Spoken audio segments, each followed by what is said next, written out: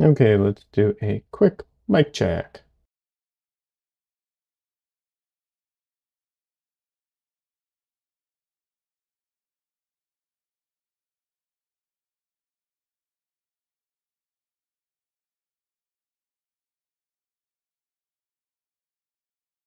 All right, mic check sounds good. Um, cool. That's good. How is everybody doing today? Gonna have a slightly, I don't want to say slow start, but a little bit of a slow start. I'll explain in a minute why that is. All right, YouTube chat. Let me just get my chat windows in the right place. Okay, there we go. All right, everything's in place. Okay, yeah, so the reason it's going to be slightly slow start is um, I'm transferring files right now off of my SD card to my computer, and I only have one SD card at the moment. I bought a new one, but it hasn't arrived in time. So yeah. So I'm waiting for those to transfer, which is not a big deal because I do have to get some things prepared anyways. So no big deal.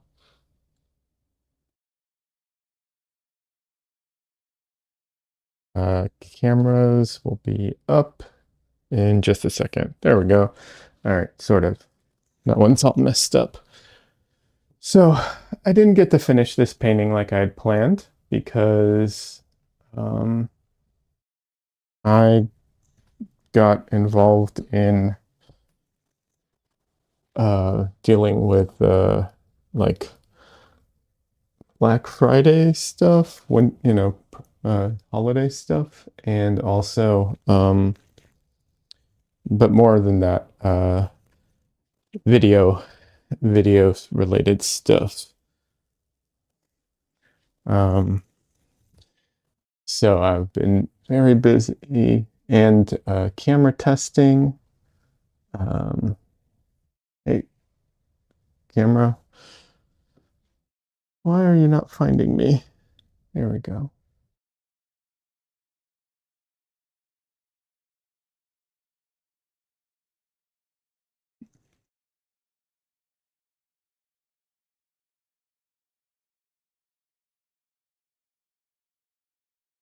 Okay. Alrighty. It looks okay. So yeah.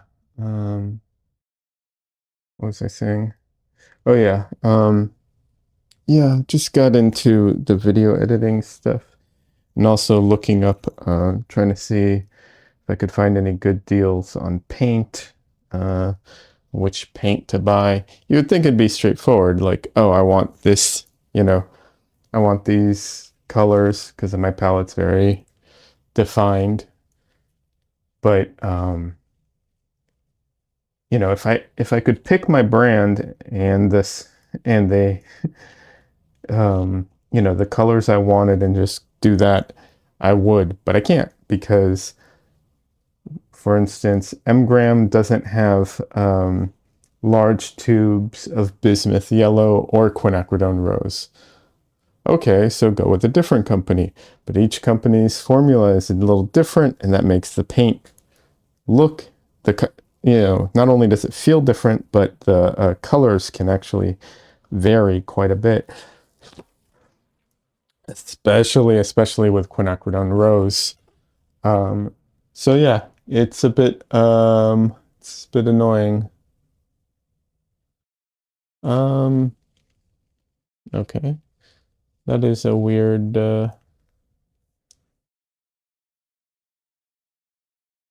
sorry, my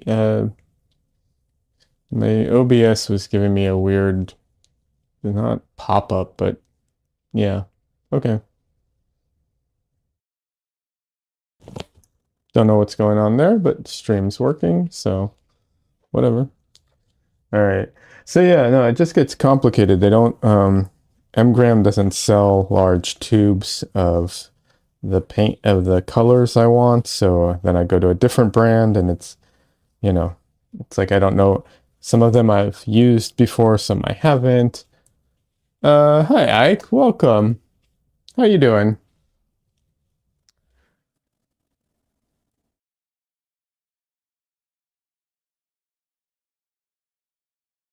I was just I was talking about trying to take advantage of the Black Friday, Cyber Monday deals on paint and the frustrations of buying certain colors and everything. And then yeah, so I didn't finish this painting, unfortunately, not yet, but I mean, did make a lot of progress on it. However, definitely planning on finishing it. You're doing great. Thanks. Hope you are as well. Yeah, I'm doing good. Been busy, like I said, trying to purchase paint, and then also I've been busy video editing, or actually more like audio recording and editing. I'm still pretty slow at it. I know over time I'll get faster, but right now I'm really slow at it. And oh my God, do I hate doing audio recordings. I hate it so much. Although I hate I've done a few of them now, and I'm hating it less and less each time, which is that's encouraging. Means I'm getting used to it over time. So that's good.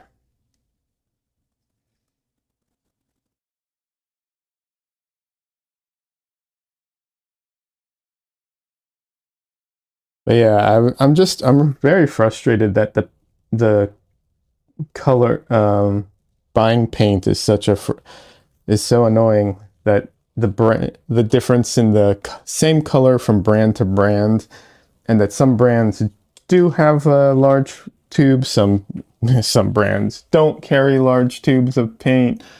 Well, they all carry large tubes of paint, but some brands don't carry all their colors, and it's just yeah, driving me nuts. Oh,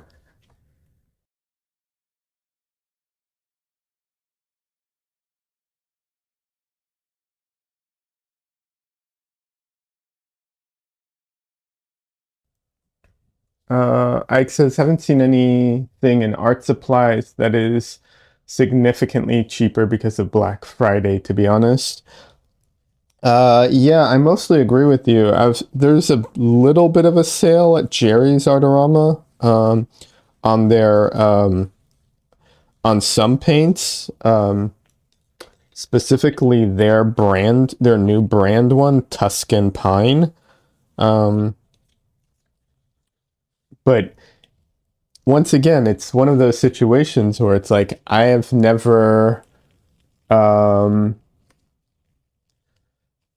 I'm never, it's each brand, the colors can be different from brand to brand, and that can be so frustrating to try and purchase. One second.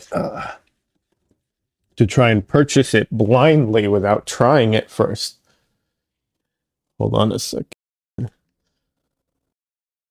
Was I muted this whole time, by the way? I thought I unmuted myself, but yeah.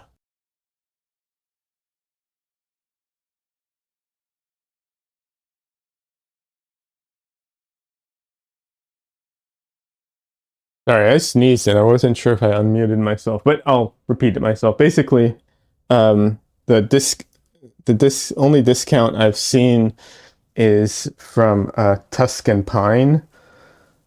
Actually, that's not true. I've seen a couple other brands, but at Jerry's Artorama, it's Tuscan Pine, the main one, and um, it's their brand, and I don't know what certain colors look like. Um, so I don't know what their quinacridone red deep looks like. Is it a quinacridone rose? Is it more of a red color? It's really hard to tell. Same with their like bismuth yellow. The description of their bismuth yellow is kind of not misleading, but it's kind of concerning, and it makes me not sure if I should even buy it or not. So I don't know. Hey, French fries, happy Sunday. Happy Sunday to you too. So yeah, no, there's not a huge discount on those colors and stuff. So it's a little bit of a sale on Tuscan Pine at Jerry's Artorama, but I can't vouch for them. I will say I bought their white. I've tried their white. So far, I'm liking their white. It's very, very creamy. I like that. So, that's good. But the colors I want, if I don't know if they're any good. I don't know if they're they don't have quinacridone rose. They have quinacridone red deep. I don't know if that's any good. Their bismuth yellow has some weird, when they're showing the mass tone and the tinting and everything, it has like green colors in it. And I'm just like, that's weird. So I don't know. Hey, Samaj, welcome. Is this the painting from Friday? Unfortunately, it is the painting from Friday. It's not finished. It's almost finished. My plan is to finish it on stream and be super ambitious and even start the next painting. I'm a little behind because I was doing some holiday purchases and video recording, audio voiceover recording and editing. I didn't get as far as I'd wanted to on this, although it's getting close. It's very, very close to done. It just needs some detailing and some highlights here and there. And I think I'll consider it done. Maybe some abstract elements too to punch it up a little bit. But yeah, the goal is to finish it today. And like I said, if I'm going to try and be very ambitious and even start another painting today, but that might be overly ambitious. I've tried to be overly ambitious before and not gotten very far. But we'll see. Like I said, I'm still new to like voiceover recording and editing, and I'm still kind of slow at it and awkward, if I'm being honest. So much easier to talk to you guys than it is to do a voiceover recording. I really wish I could just do this and then take out sections of it. But I've tried that in the past and it doesn't sound right. It never does sound right.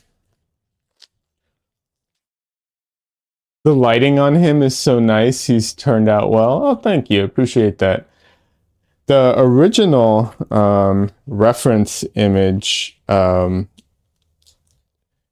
it's all red. Like it's all the colors are red. And I used Photoshop to turn it black and white and then recolor it because I was like, I think the red's cool, but I'm not really looking to do a monochrome right now. So, yeah. I do think the original image is really cool, but it's a monochrome basically with red, and I just wasn't interested in doing that. I've done that in the past. One of my favorite paintings I don't own anymore because I gave it to Nicholas Uribe. It was a painting of Nicholas Uribe as Hellboy. Well, sort of as Hellboy. Like you could kind of see the horns on him, but I didn't make it too obvious, So you have to know that it's there. But yeah.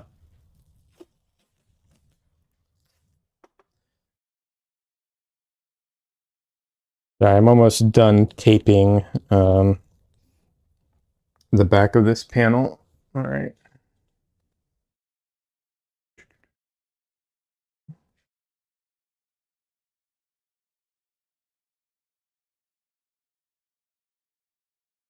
But yeah, I would show it to you if I could, but like I said, I don't have it anymore, which is a little sad because, like I said, it's one of my favorite paintings.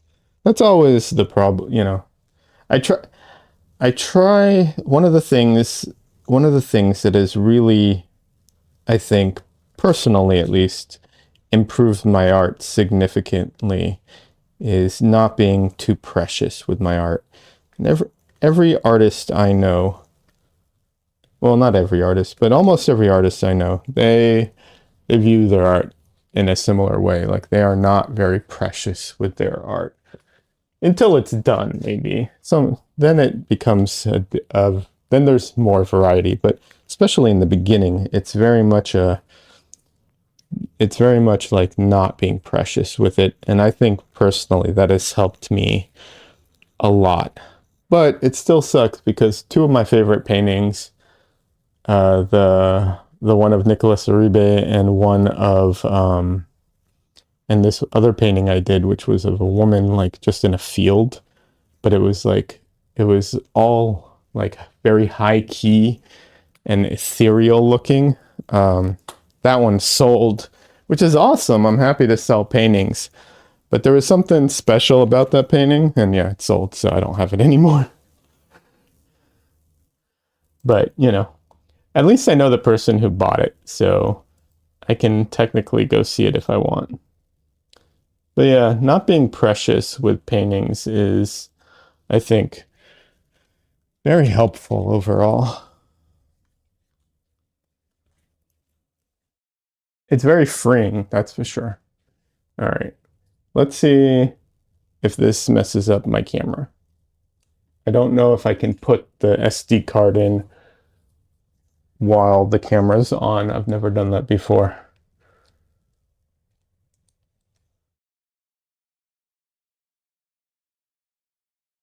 Let's see. Hey, it worked. Perfect. All right, cool. I wasn't sure, so that worked. But yeah, the reason I picked this reference image is because of the lighting. I really like the lighting. It's very dramatic. And that's kind of the theme of the next 5 paintings. It's like all kind of, it's all portraits, and they're all going to be kind of dramatic lighting, with maybe one exception, but yeah.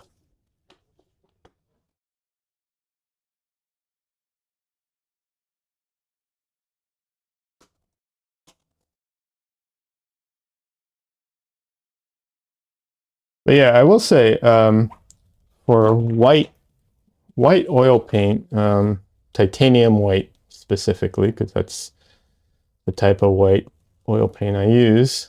I really did like the Tuscan Pine, and I was surprised because it's a Jerry's brand, and usually, you know, usually the store brand is it's cheaper and the quality is often not as good, but it doesn't have zinc in it, which I like because I don't like zinc in my titanium white.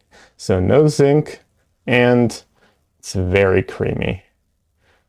Unless just the opening part of it's very creamy and the rest of it's very dry, in which case I will update my review and let you all know and complain.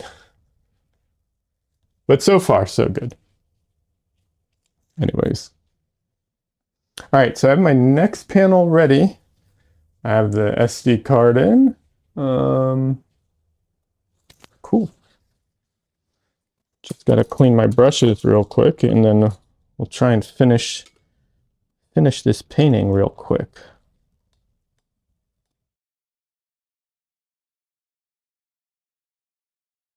By the way, if I didn't ask, I think Samaj, I think I forgot to ask you, how are you doing today?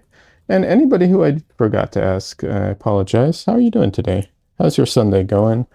How's your weekend going? For those of you in America, how is your holiday going?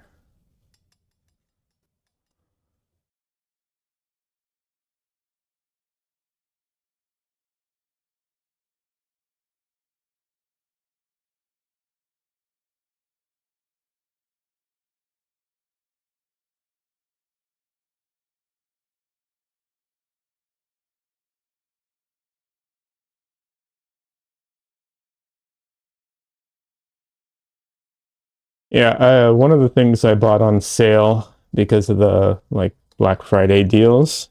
I know this is super interesting. Not really, but an SD card, which you know, they're on sale right now for pretty cheap in compared to the normal prices. So I bought like another one because having just one SD card is a little frustrating sometimes and kind of can get in the way of everything. But yeah, so I bought a small SD card. Yeah. Great sitting here painting while you are. Oh, awesome. By the way, have you shared? I'm I'm really bad with names, and sometimes connecting names and across like different internet stuff can really be difficult for me. But have you shared your artwork? If not, I'd love to see it. And you don't have to do it now. You can't share links on YouTube chat, despite my best attempts to get it so that I could approve links. You cannot. Um, but you can share in the Discord, or if you're not part of the Discord, if you're on Instagram, you can even tag me. Um, but yeah, I'd love to see your art because every time we talk, every time I'm streaming and you come on, I think every time you're painting, and I'd love to see what you work on. If I have seen it and I'm not making the mental connections, I apologize. That's just because I struggle with that sometimes. I'm dyslexic and sometimes names and written things, just kind of get muddled in my brain for some reason. All right. So I really like this brush, but it has a couple of stray hairs that come off all the time. And I was hoping that they would go back with some cleaning, and they don't. Some of them will when there's paint on it, but some won't. So I am actually going to clip some of them right now. Not a lot. I'm going to clip just the most stray ones right now. And unfortunately, I am going to put on some glasses because for very, very close things, I'm nearsighted now. Slightly. I hate it. Yes, these are some of my glasses. I have a couple I bought recently.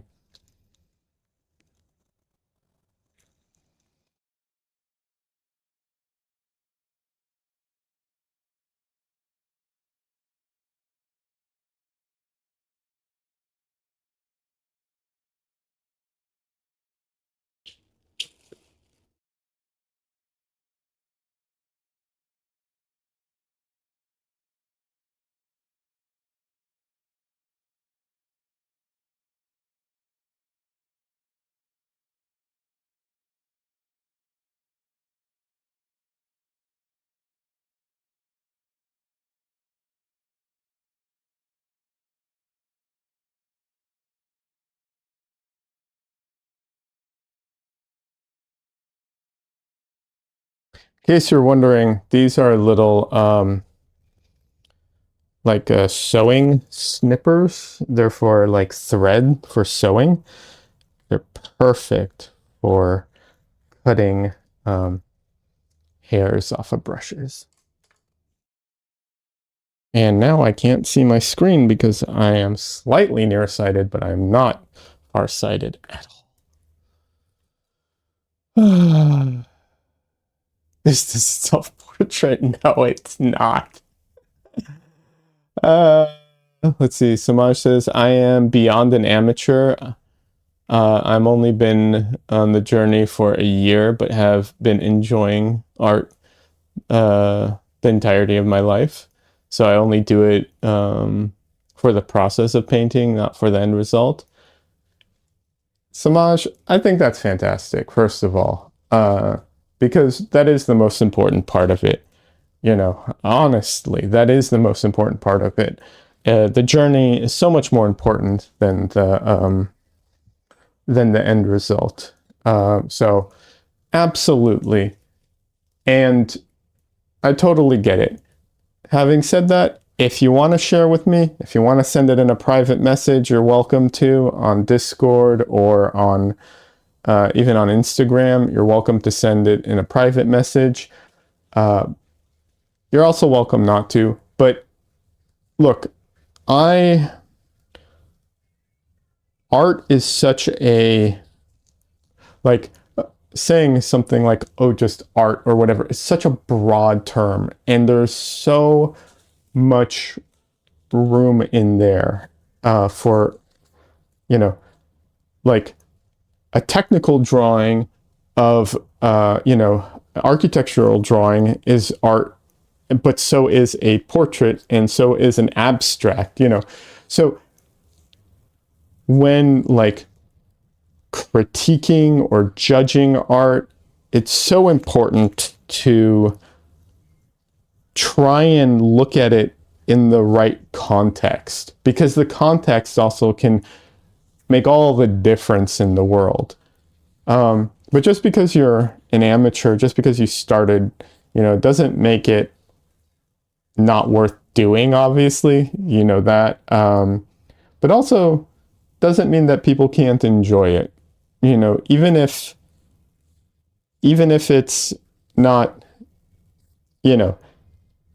as advanced or as good, and I'm just saying, I'm doing that in quotes because it all depends on the context and everything, for, as an example, one of my favorite painters of all time is, geez, my brain. One of my favorite painters of all time, John Singer Sargent, right? Everyone loves John Singer Sargent. He's one of the best painters ever. But, just because he's one of the best painters ever doesn't mean he's the best artist for every type of art, right? So I get it. Don't get me wrong. I understand when you're new, you're just starting, you might feel like you don't want to share your stuff, and I get that. But like I said, no pressure. And the reason I'm saying all this is not just for you, Samaj. Someone else who might be listening who's not talking in chat or something. No pressure. But if you want to share your art, you're more than welcome to do so. In my Discord, the Share Your Art channel is not meant for critique. So people shouldn't be giving you a critique. If someone does, we'll tell them that, it's not really the channel for that. That's not what we're doing here. It's just to share. If you want a critique, there is a critique corner in my Discord where I will give critiques. At the moment, I am doing free critiques. And I say that because I'm happy to help and happy to give back. However, if things one day progress to the point where I just don't have time to give critique, and I'm like, I just, maybe it'll become something where I do it on, on a Patreon or something like that. But at the moment, free critiques to people who want it within reason. If you want a critique on every single piece and you do, 10 pieces a week, you're not getting it. But I will give free critique. And I do take time on these critiques. They're not immediate, but I do take time and actually like try and give, what's the word I'm looking for? Constructive criticism to help, to help people get better.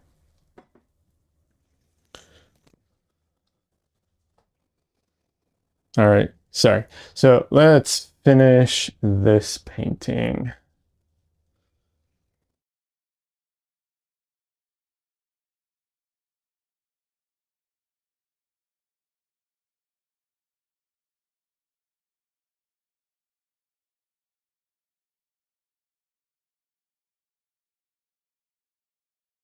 right.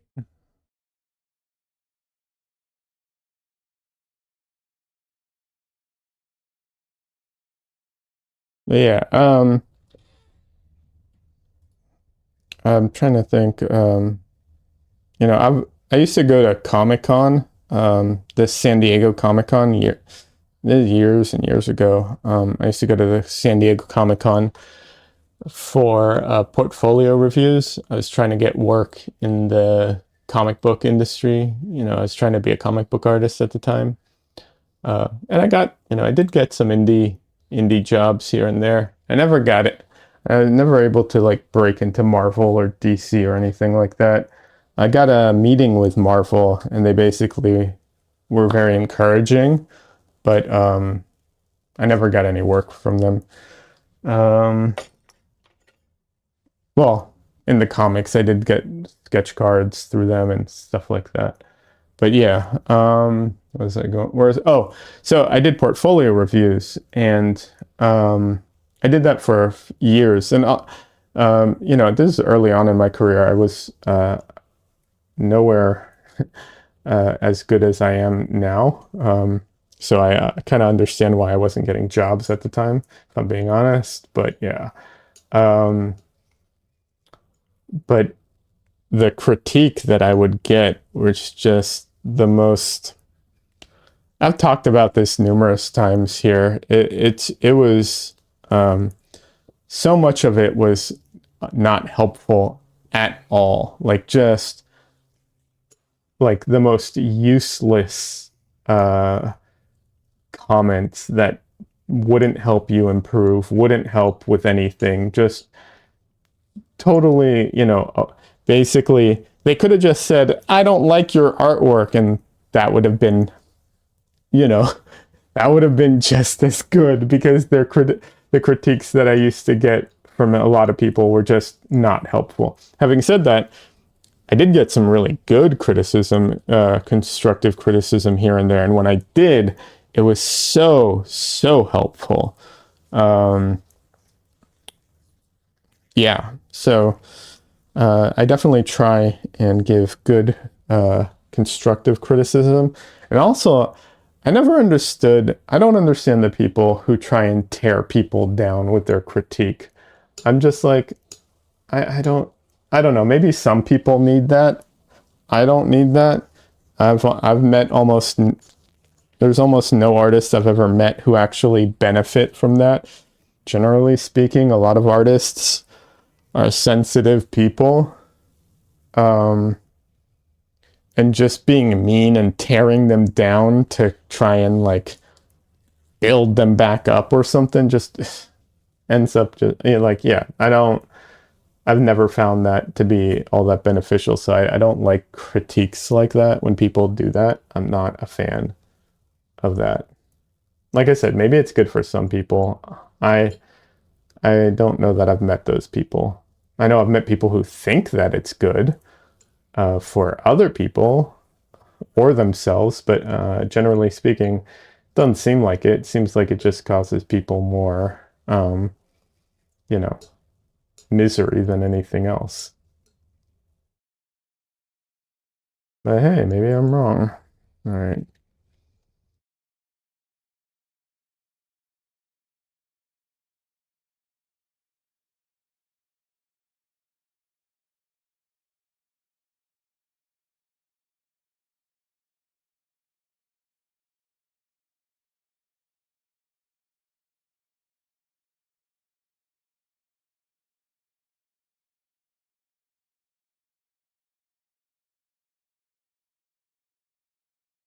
But yeah, at Comic Con, I mean, the people who were doing the portfolio reviews would give out critiques and stuff like that. But I also used to go to just artists on the floor, like in Artist Alley and stuff like that, and see if I could get a critique from them. Usually they weren't available for that because they're trying to sell. But some people would have like a sign saying, critique from this hour to that hour or whatever. I always appreciated that. I thought it was great that artists give back that way, and they like help other artists and for free. Um, I thought that was great. That is one thing I don't understand the AI art world. Like the people who are like hardcore about AI, like, and I'm not going to get into AI right now. I'm so tired of talking about it. But I'm talking about just the people online and their, what's it called? Their attitude towards artists. I never understood that. They're so like angry at artists and so like hostile towards artists, as if artists are, you know, gatekeeping artwork and gatekeeping, you know, the secrets to making good art. And I'm just like, every artist I know is very giving, helpful, and willing to like help new artists in general. And there's endless videos on YouTube for free to learn how to do artwork.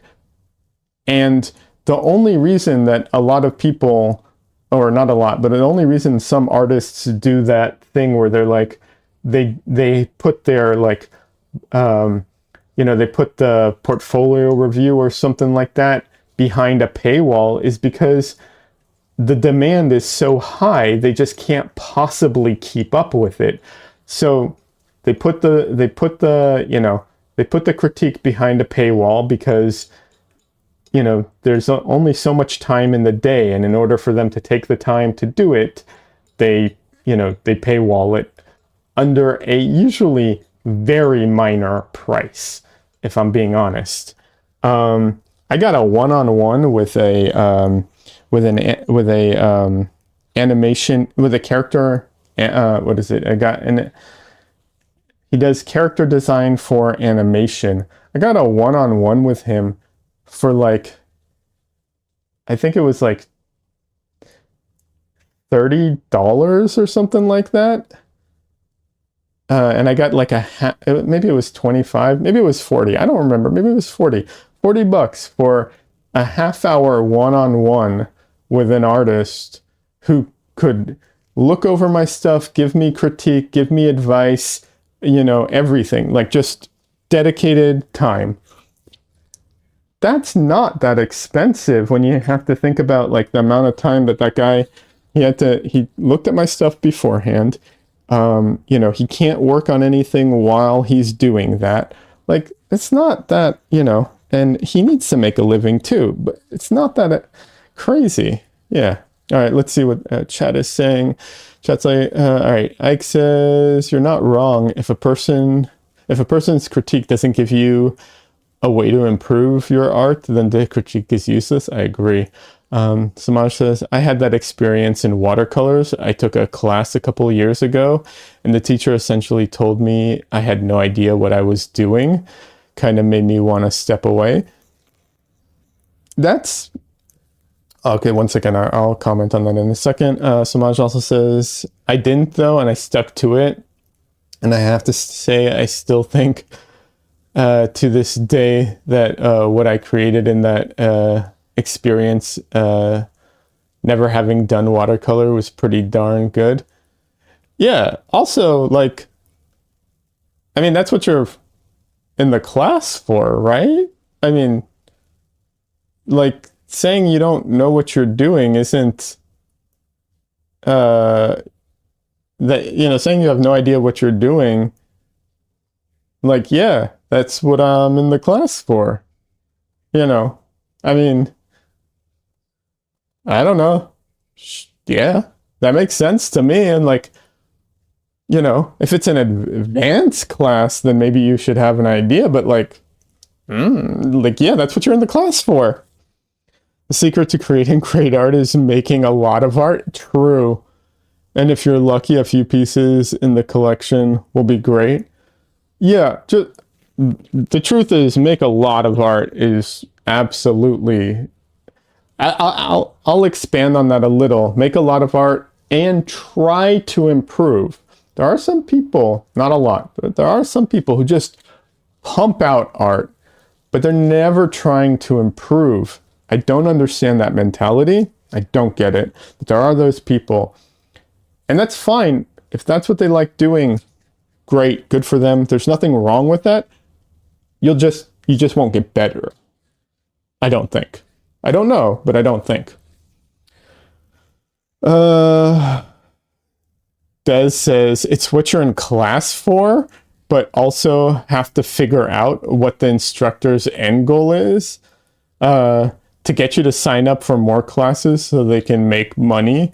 That could be the case. There are some people like that. I don't, you know, I don't approve of that. I think that's messed up. Um, yeah, I mean, don't get me wrong. Like if I did teach a class, taught a workshop, and if the people that I taught the workshop to wanted to do, you know, ongoing studies with me, I'd be happy to do that. But my goal wasn't like to leave breadcrumbs and be like, hey guys, now that you've taken the workshop with me, sign up for my mentorship. You know, it's not, I'm not like, here's what you could learn if I mentor you. That would be so scummy to do. I'd never do that. Yeah.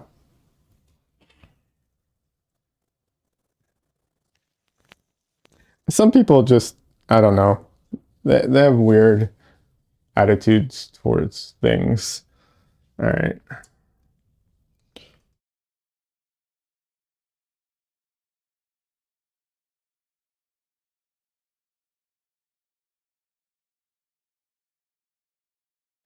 Uh, Des says in quotations mark, hey guys, you still suck. Sign up for another one of my classes to improve. Haha. Yeah, seriously. Well, I've told this story before, but I'll share again at Comic-Con. One of the people there at the portfolio review. So he's doing portfolio reviews, and anyone can sign up for portfolio reviews. You have no idea their skill level when they come in, right? Um, and he had a stack of flyers printed out, and he would hand them to everybody who came in for the portfolio reviews. Portfolio reviews are meant, they're not meant to, they're not meant at Comic-Con, they're not meant to help you get better necessarily. The real goal of them is for you to, um, possibly get work, right? Like the idea is it's essentially like a job hunt type of thing, right? Now, most 99.9% of the people won't get work out of it, especially not first time, but it is a way of creating those contacts, of meeting people in the industry, and so on. And eventually, people do get work from it if they stick to it and improve. Some people do get work from it.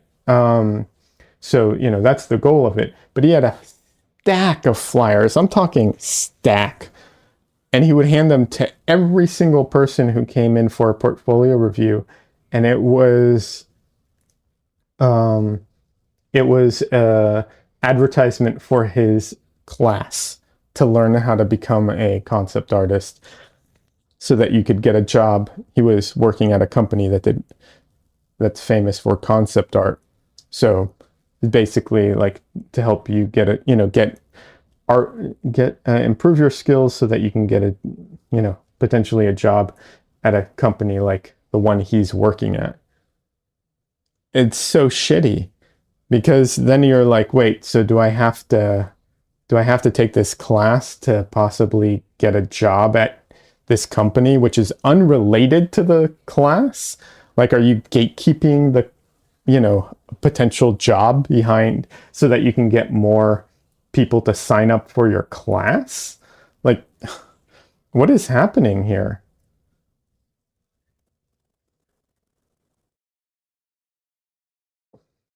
It was really scummy. Not to mention that you'd get people from all over the world, and it wasn't like and of all different skill levels, and you can't do a really good class that's you know like that's going to be good for everybody at every level. Like uh, you know, that's why they break it up into like, beginner classes and, and advanced classes and so on, right? Like, yeah, it was just a way for him to try and, get more students basically, but very, very scummy.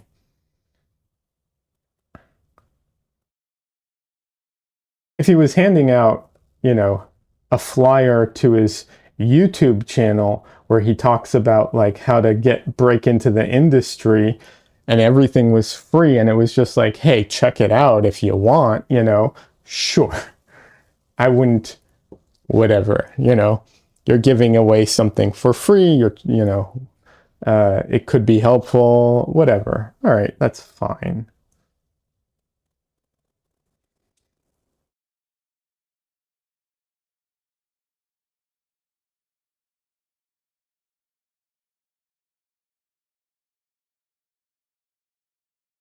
But yeah, that one stuck with me. I remember that. I know I've talked about it before, and I'm sorry.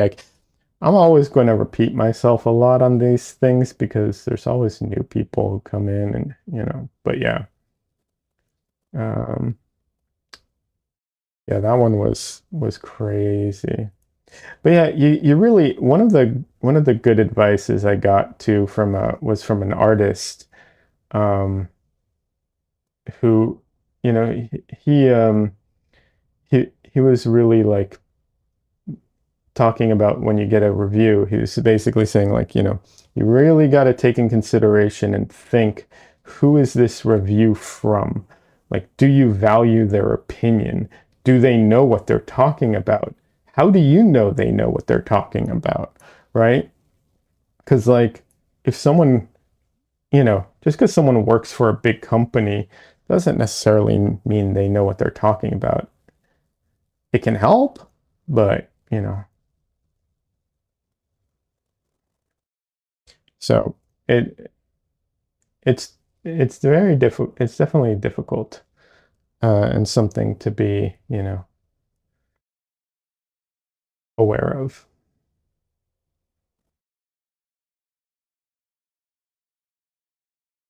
I thought that was great advice. Okay, I can freehand some things, but geez, my hand is not that steady.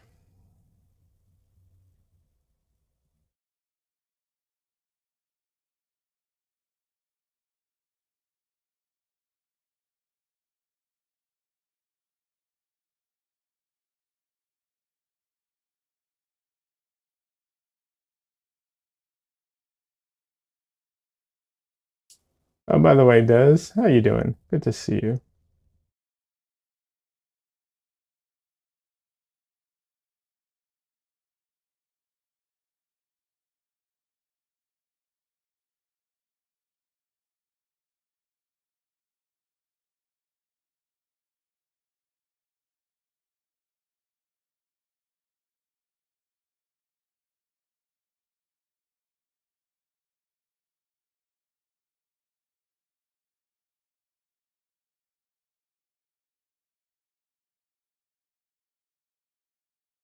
Just got back from the YMCA. Had to go have a shower since my bathroom is still torn up.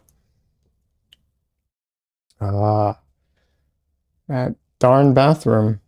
Hopefully it gets fixed or finished soon.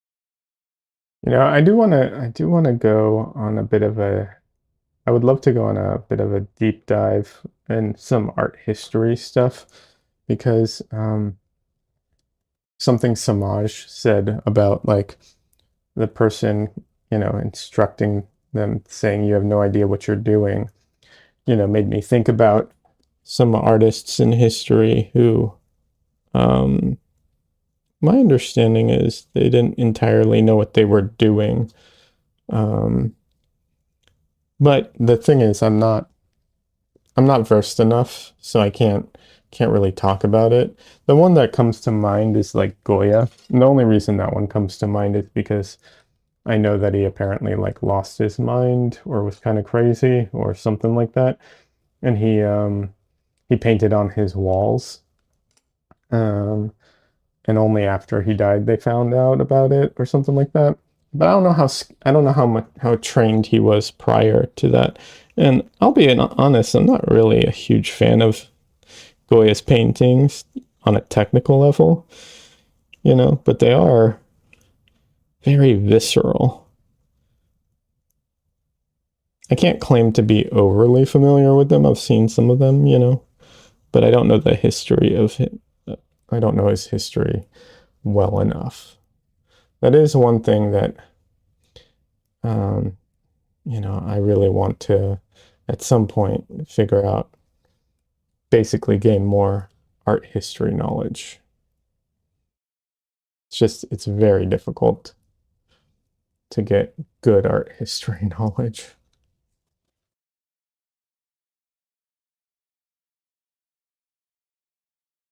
But no, let me rephrase that. Good art history knowledge is probably pretty easy. It's good art history knowledge that's interesting and holds my attention.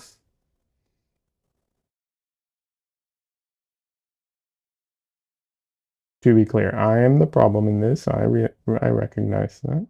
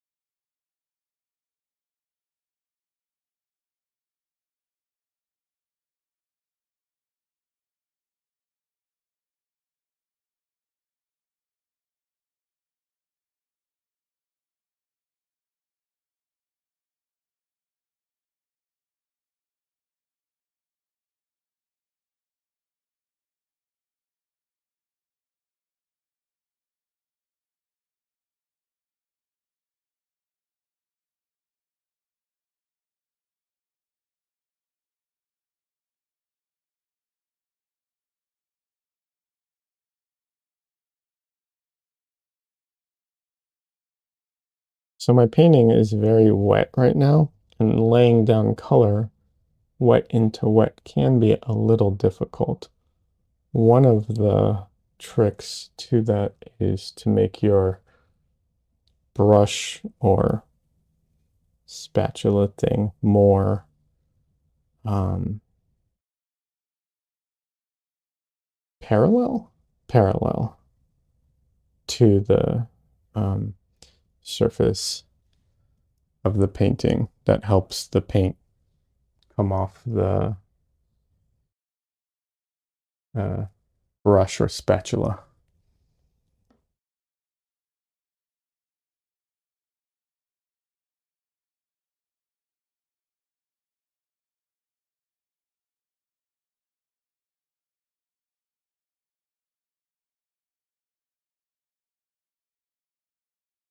Yeah, if you're having trouble getting paint off your brush onto wet paint, that's one of the things. It's not the only thing. Another thing is having a soft paint, soft brush, because that can help.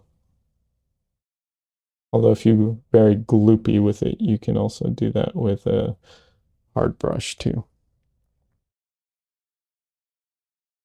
just need a lot of paint to really just gloop it on kind of thing and barely touch it. Maj says, I think some of the greatest discoveries happen when you have no idea what you're doing because you don't know the rules, and so you break them without realizing it, and then new discoveries happen.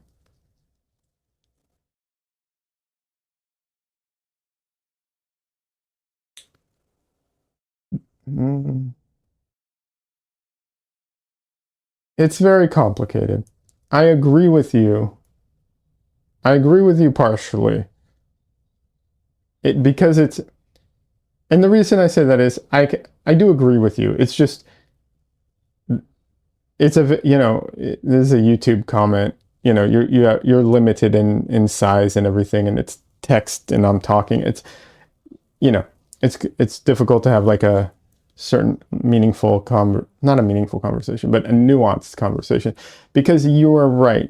How one of the biggest things is that you're not constrained by the rules, which is one of the things you're saying, which is absolutely right. However, a lot of times being able to know the rules helps you advance to a certain stage, and then being able to disregard them without having them influence you too much is a very difficult thing to do, without a doubt. But if you can do that, I think that's where a lot of benefit comes in. But it's very complicated and difficult. But I do agree with you. I do think that is slightly less true today than it was, because we've advanced things so far now. I think that those discoveries, you know, are becoming, I think they're becoming less and less, or, you know, because there's just so much out there, I think things are becoming maybe more nuanced and subtle than they used to in that area, because it's just, we have so much images, we have so many years of doing this at this point that I don't know. But, and I will say this, there might be an individual that does that, or, you know, individuals, but that's not going to be the majority of people. The majority of people will benefit more from, learning, or, structured learning, than they will from just going crazy in their home. Having said that, my understanding of Goya specifically, like I said, I don't know how good he was technically. Like, I'm not super in love with his artwork from a technical aspect, but it's very emotional, and that you don't need to be the best artist to make something emotional. You don't need to be the best draftsman to make something that really, sticks with people. It helps. It can't, or rather it can help, but you don't have to. You can really make very meaningful art without that. Also, context is so important, right? Like, for instance, if I showed you a painting, and it would, I showed you a painting, and then I showed you the same painting, and I gave you the whole backstory of the artist, and there's all this, there's all this information about, like, you're like, oh, this isn't very good, and then you find out, oh yeah, that's because the artist had no hands and they did everything, with their foot, for instance. Then you might be like, oh, okay, well, now that artwork that I thought wasn't that good is amazing, right? And then you find out that, they also were homeless, and you're like, well, holy crap, that's crazy, or something like that. That context can really change your perspective on things. So that's why I say, like, judging art really is so difficult because there's so much context to it. So I do think that, you have to judge art within, like, within context, right? I mean, there's that artwork of what is it, the urinal, which is just a urinal that they, put in a museum. And you might think, oh, that's stupid, that's not artwork. But I mean, it is commentary. It is clever, especially for the time. It only works once in a certain context, but it does work for that particular context in that way. Yeah, absolutely. Yeah. So yeah, that's why one thing I do also recommend people, people who make art and who enjoy art, is to not worry too much about it. Make the type of art you want to make and enjoy the type of art you enjoy. And don't worry too much about what other people say and other people's opinion as to what is or isn't art, honestly.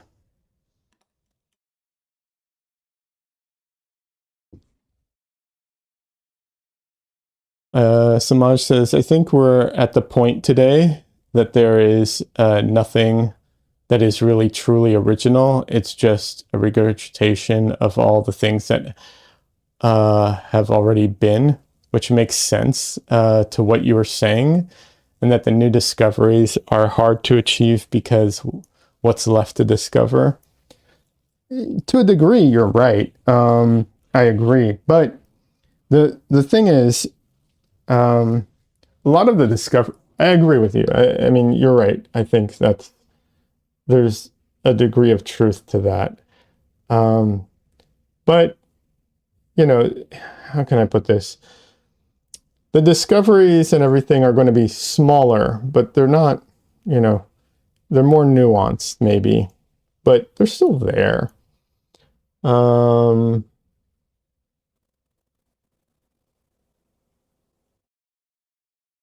And like I said, I also think that it's worth keeping in mind that,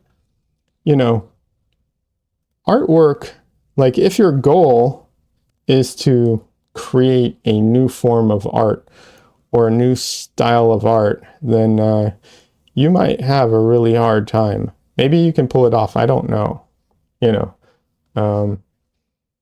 but I think that'll be very challenging today to do. However, if your goal is to make impactful art that tells, that has your particular perspective in it, or tells a story that you want to tell, or that, says something, whatever it might be, that you want to, and makes people feel a certain way, or whatever it is, anything like that, yeah, that's that's not a problem. That you can do. And I don't, I think most artists, I don't think that there's many artists who had the goal of creating a new type of art form. A lot of the things that people created in the past were a result of circumstances or situations. For instance, the Impressionists, the reason they came to be essentially was because the technology expanded, and the basic, I think it was the art tubes, the tubes of paint, the metal tubes were created before they had to carry everything in glass jars and they didn't keep very long and so on. And then, they created the paint tubes and now they could go and paint outside more easily. And so they did. And so then that changed their perspective on things. So they tried to match that perspective. So they tried to get, an impression of the day, an impression of what they were doing. Um, they didn't have time to do all the glazes that other artwork, other painters did, so they had to just do it quickly. Also, there were new paints as well, not just the paint tubes. Also, there were new paints as well, new colors, literally new pigments that were discovered that,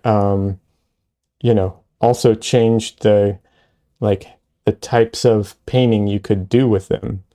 But yeah, so a lot of these things are that's where that comes from. So I do think that you're going to get, to a degree, you're going to get that today, but um, a lot of that has already been taken care of, right? So until someone actually makes a new breakthrough that is actually a breakthrough, that's not just like a convenience thing or something small, if someone makes some kind of technological breakthrough or something that actually changes how people can, go and experience art, then, and I mean, there are some of that stuff right now, like the VR stuff, which is cool. I'm a fan of that in some aspects. Like, I think it can be neat. And that just has to develop. I don't think it's a replacement, but then none of these things are replacements, right? People still paint in the studio, people still do all the glazing and so that there's just a variety. I don't have to be right. It's just a point of perspective that I'm looking from. Oh no, I don't think so. I think I don't um it's a it is definitely a nuanced discussion where you are correct in a certain way, and then there's other aspects that it just doesn't apply to necessarily. Um, and even what I'm saying, like, I'm sure I'm wrong about some of these things. I'm not, you know, not perfect. I'm sure I'm getting some points wrong. Um, but yeah,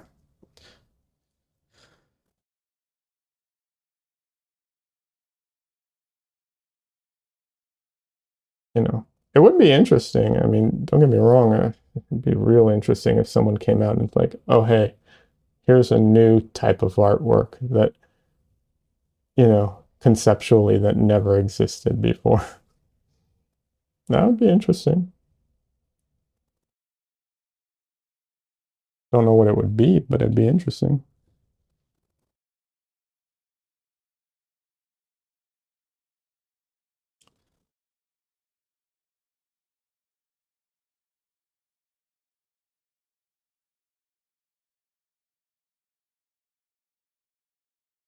I'm just trying to get these. I That is one thing I'm not a fan of, is doing like super straight lines in paintings. Actually, not just straight, super like clean geometric stuff. I'm not. It is definitely something I don't enjoy, and it's never been like my strongest, you know, skill. I eventually get there through sheer um, stubbornness and just do it over and over again, and eventually you get there. But yeah, at least close enough. It doesn't have to be perfect.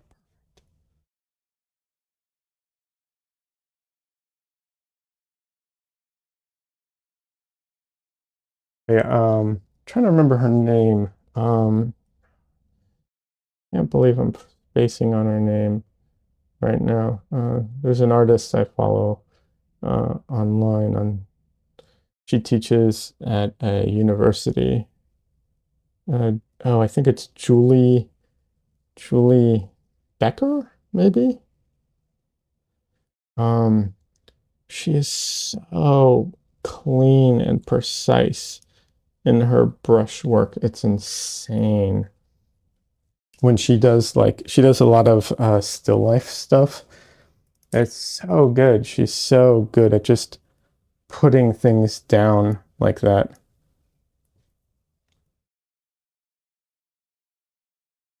And you can see she uses these long brushes and they're all super tight. And she records herself doing it and she puts down paint so smoothly and precisely and everything. It's great. Might have gotten her name wrong, but I think it's Julie Becker. All right, now we're doing some fun impasto here.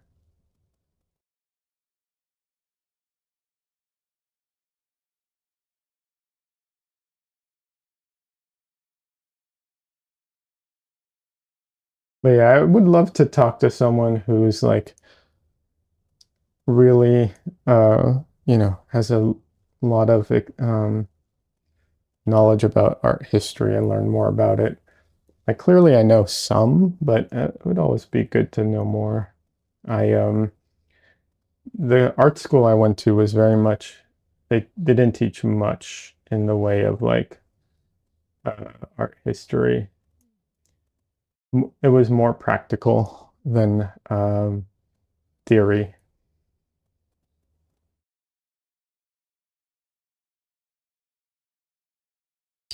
Samaj says, I very much appreciate your gentle nature and how you enjoy the art of conversation because that, my friend, is a lot on so many people. Oh, that is lost on so many people. Oh, thank you. I appreciate that.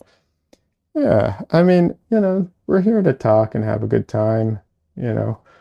Um, so yeah. And artwork is, art is such a like I hate to say it, but there's so much that is subjective around artwork. So it's always fun to hear other people's opinions on it because, you know, it is so subjective. I can tell you personally, like my opinion on things too has changed so much over the years. I used to really, really hate modern art or like abstract art and stuff like that. I really didn't like it. But my opinion on that has changed over the years. A lot of it's still not for me, but just because it's not for me doesn't mean that it's not valid. It's just, you know, you have to judge it and look at it in the right context. Yeah. Also, I will say too, I did watch some YouTube videos from um, I think it was PBS with someone who talks about some of that stuff, and they brought up a lot of good points. And some of it is like really interesting because it does have to do with art history, and it's all about like the context of how these things were done. So like, yeah, I'm not a fan of you know, abstract art. And there's an artist, for instance, who's kind of famous, or I take that back, very famous. I just don't know their name. But they did the artwork that's like it's either squares or rectangles, that type of stuff, geometric shapes, circles, and lines. And it looks super duper simple. It ultimately is pretty simple. But when you put it into context, that nothing like that existed at the time when they made that artwork. And that part of the reason they were able to make that artwork was because I think it was, if I'm not mistaken, I think it was acrylics had been developed at that point. And there's a bunch of little nuances in the painting where like things were done deliberately, like lines end like right before they meet. So there's just a tiny little gap, but it's very intentionally done. And you realize that like, okay, thought was put into this. Some degree of skill was definitely put into this. Apparently the technology of the acrylics and being able to, I guess, probably use like tape or something might have been new. I don't remember the details at this point. But all those things kind of come together to make something that, you know, while not for me, I think is still interesting. Like it has something, you know, there's something more to it that's a little bit more interesting than just like, you know, abstract art with like lines and squares.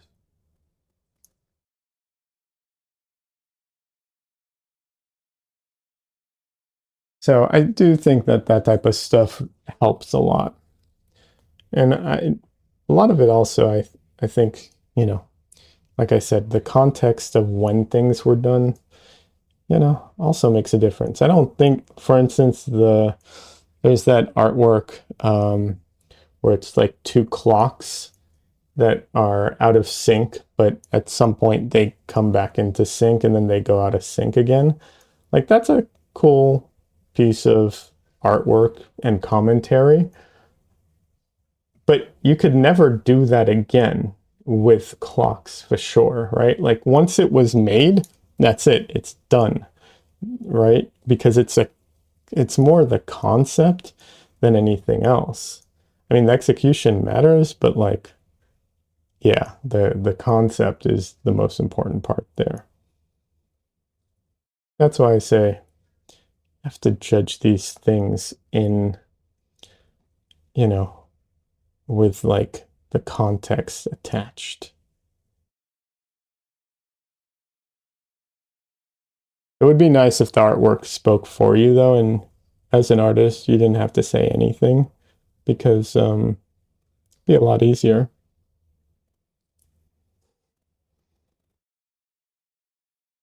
Because I don't know about you, but me personally, talking about my art sometimes is super duper awkward.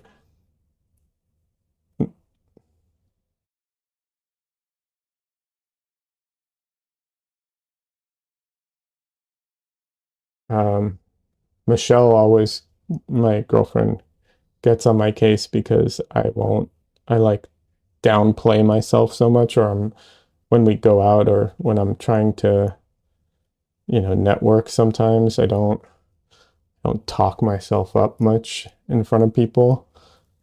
Uh, you know, it's hard selling yourself like that is it's difficult. You know, I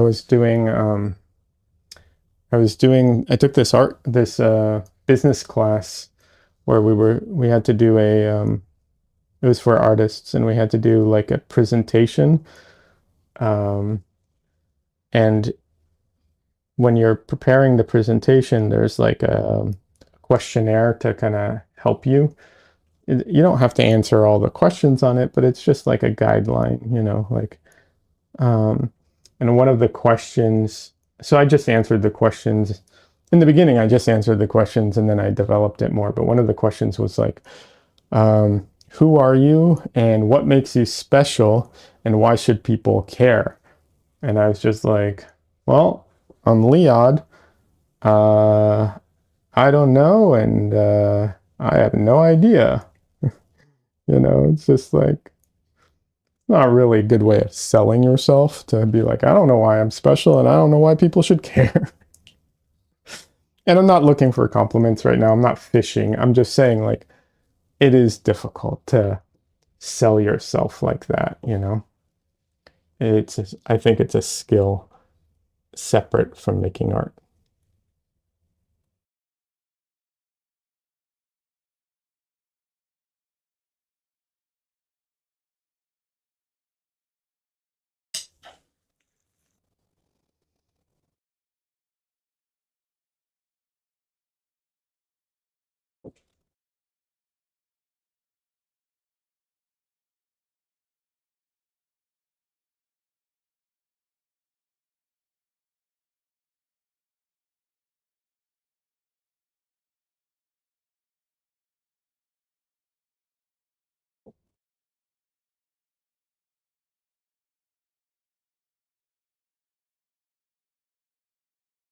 I don't know if anyone here has written their own artist statement before. Writing your artist statement is crazy. Um, I've always had a hard time with stuff like that. Funny enough, though, when I've had to help other people write their artist statement, I have a lot easier time. It is so much easier to try and like promote my friends and be like, yeah, you should totally check this person out. They're great. Stuff like that. It's so much easier than trying to like do it for yourself. Oh my God.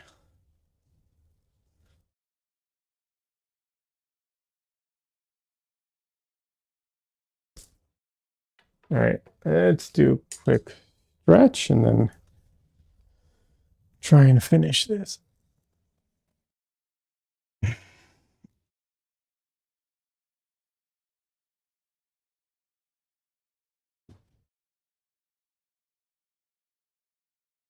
I just knocked something over. It's not important.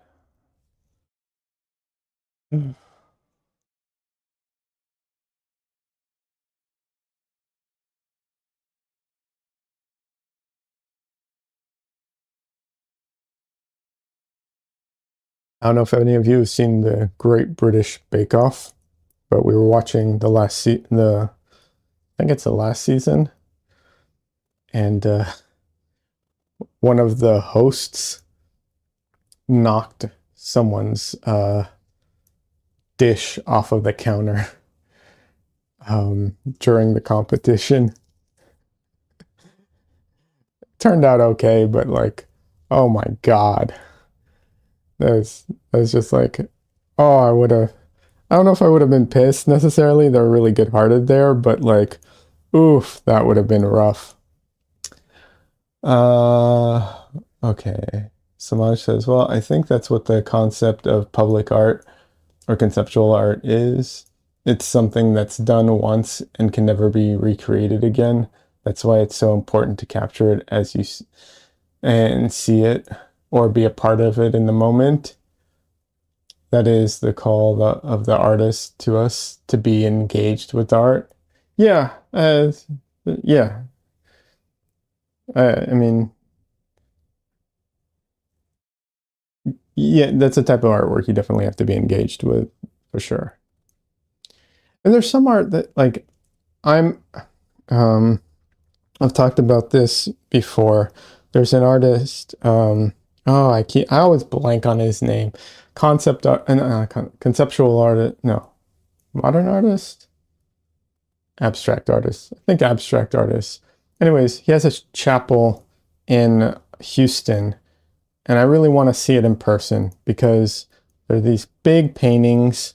They're like solid color, and you have to the idea is you go and you sit there, and they're huge. You have to kind of experience the whole thing. He designed the chapel to be a part of the paintings, or to house the paintings. Like, it's all an experience. And I can't judge his artwork until I see it in person. Like, there's just no way for me to judge it without going there, sitting there, and experiencing it. Still want to, really, really want to. We'll see. Can't remember the artist's name though. I always forget it. I hate my brain for that.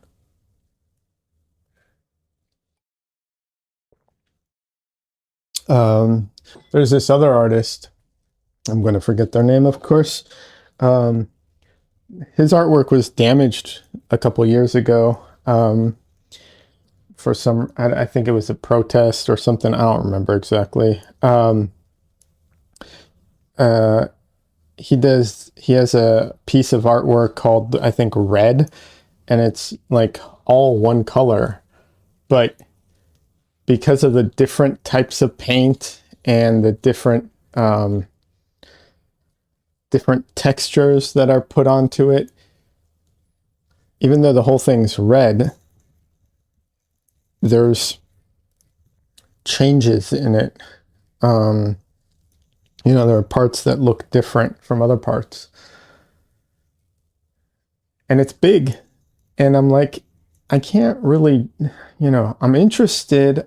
It could be cool. It could be stupid. I don't know, but I'm never going to know until I see it in person, because without like sitting there and experiencing it, I can't.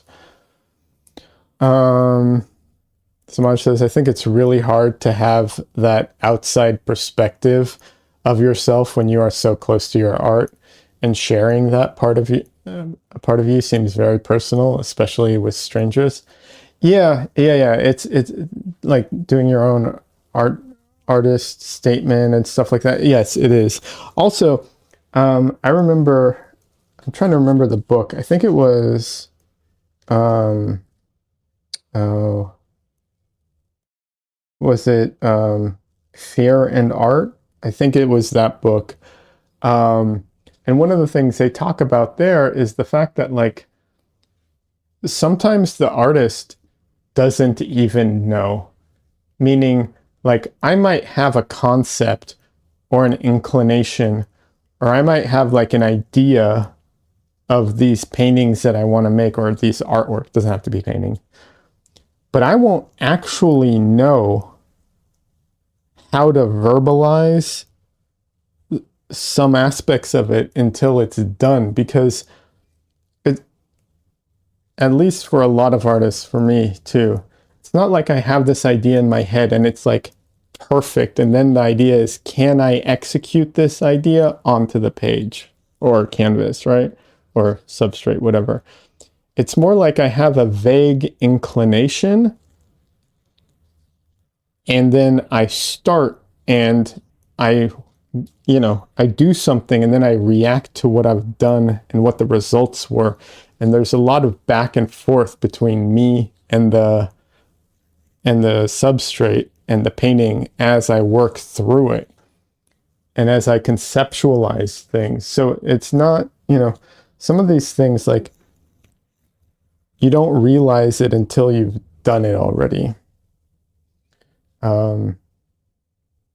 So it can be very difficult to talk about, for sure. All right. Let's see. Hopefully. Okay.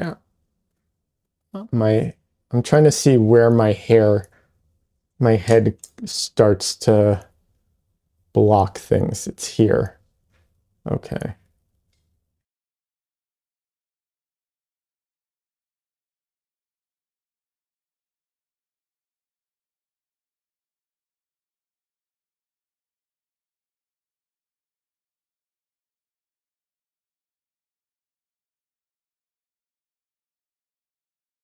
I do wish, I know that there are agents and like art reps out there, but there's not a lot of them, and they're not easy to find, and it kind of varies from industry to industry. So like if you do fine art, you often need a different rep than if you're, in advertisement, or if you're in a movie. Like, it's complicated.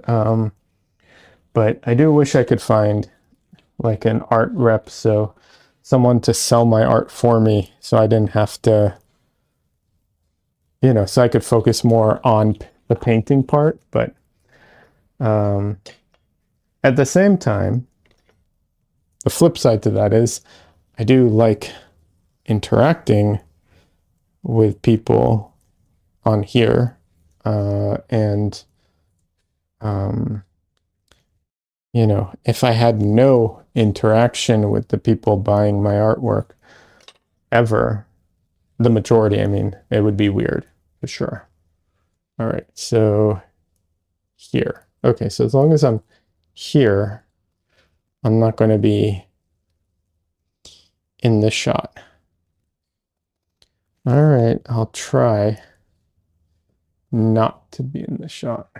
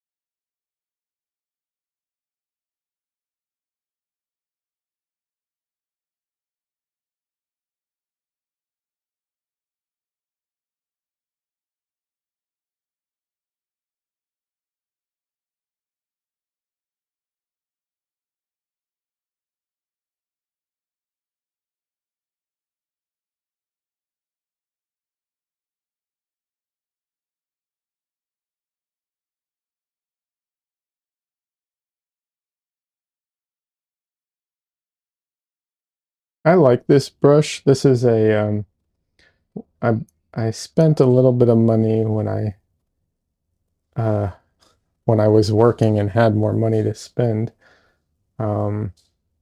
And I bought some rosemary brushes. This is one of the I bought rosemary brushes and then I didn't touch them for I think like 6 months or more. Um, so yeah, I took my sweet time. Um, so this is one of the rosemary brushes. And it is a very good brush. Having said that, I don't I don't think it's how can so different brushes for different things, for different uses, right? This is definitely something that it's not as soft as I want it to be, basically, is the issue. So when I'm trying to do finished artwork like this, it actually can be challenging. Samaj says, I often think that the artist is just a piece of the puzzle, and often the artist himself doesn't even know that which they're conveying because it's the universe trying to bring many things together, essentially for it all to tell the story with all the components brought together through our live through our lived experience. Yeah, I get what you're saying. Yeah. Yeah, I'm not, I'll admit, I'm not as spiritual, but I do kind of see where you're coming from about that. I think it's so interesting that you know, um, like we can think our artwork is one thing, but then the whole world can perceive it differently. And, we don't get to dictate that ultimately. There are two examples of that that are famous. There's the bull, um, for the stock exchange in New York. People now some people view that very negatively, but the artist who made it, he, for him, it was a positive thing. It wasn't like he wasn't trying to do anything negative. Um, but that's how people view it now because of, you know, the stock market and capitalism and all those issues. But my favorite example of this is there's a famous concept art piece. I forget the artist who made it, but it's a robot that is trying to. It's a robot arm in an enclosed area, and it's trying to sweep up this, like, I guess, red liquid, kind of oil-looking fluid. And the artist had an idea about it, and he made the piece, but it blew up online because someone saw it, interpreted it differently, and wrote a post about it, and that post blew up. And now people think that the intention of the artist was actually what was written online, but it wasn't. But the post online actually made the artwork better, in my opinion. And it's such a weird concept where some random person can change the meaning of a piece of art that you potentially made, and in this case, improve on it. It's just wild.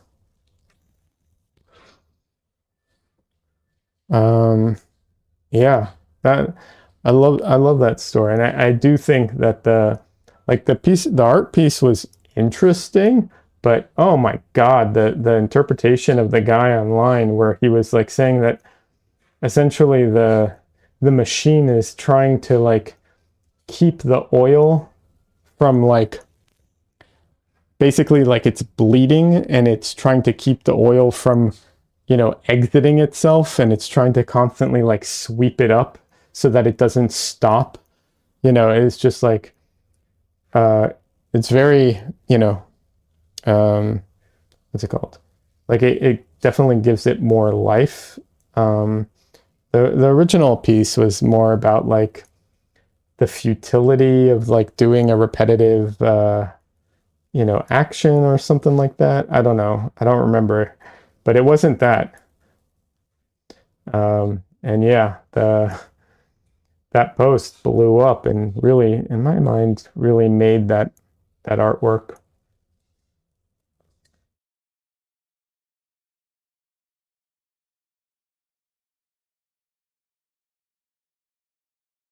I'm sure you can find it online. It was very famous.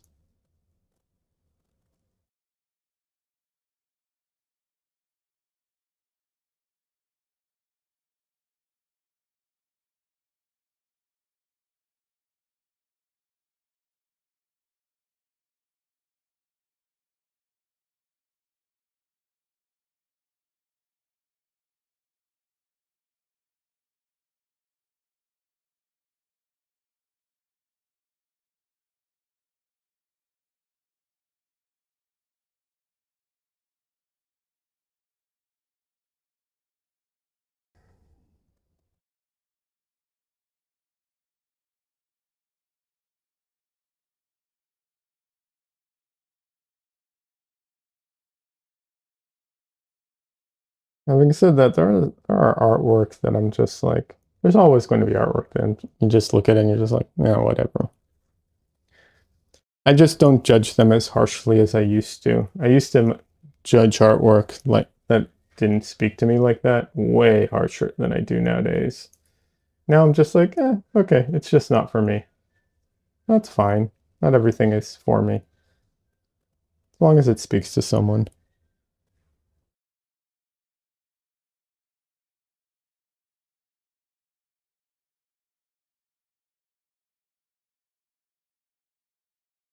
But if I am judging for myself, for my artwork, like for first of all, if I'm judging my artwork, I'm very, I want to say very strict. But you know, I I'm not as hard on myself as I used to be. I used to be hard on myself. I'm not hard on myself, but I am, um, like I try not to give myself a hard time, but that is, but I'm still very, I want to say judgmental because that's not the right word, but I strive to get better all the time. So, I'm not easily content with my art. I'll put it that way.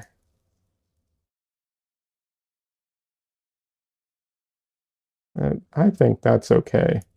That I will say learning to be happy with my own art, enjoy my own art, and still want to get better, it has been quite the journey personally.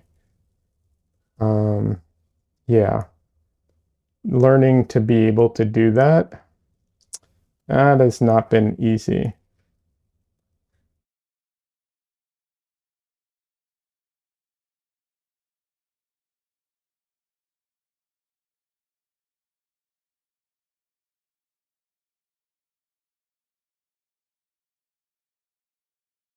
I wish that was something I could really teach other people, but I don't know how to. Don't know how to do that for others. But yeah, that's been something for me personally. Because I mean, really, what's the point of making artwork if you're not going to enjoy it? Even if you can see how to improve it, that's fine. But like still, why wouldn't you enjoy your own artwork? It just doesn't make sense to me. But it's really difficult.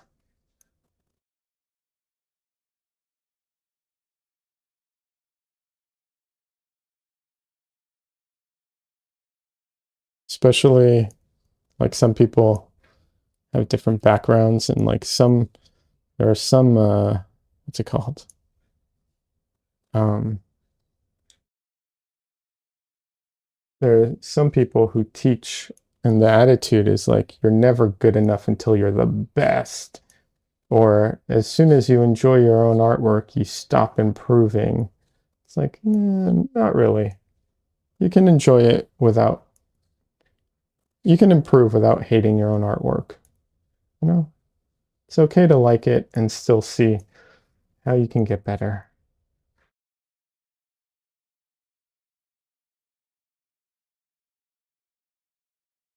And I will say the other thing too is I think that attitude over time really just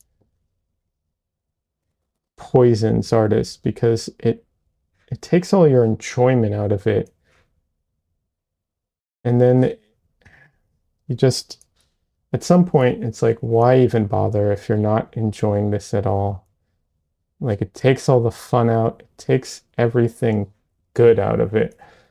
And so I do think it's like, I suspect a lot of artists have stopped making art because of attitudes like that.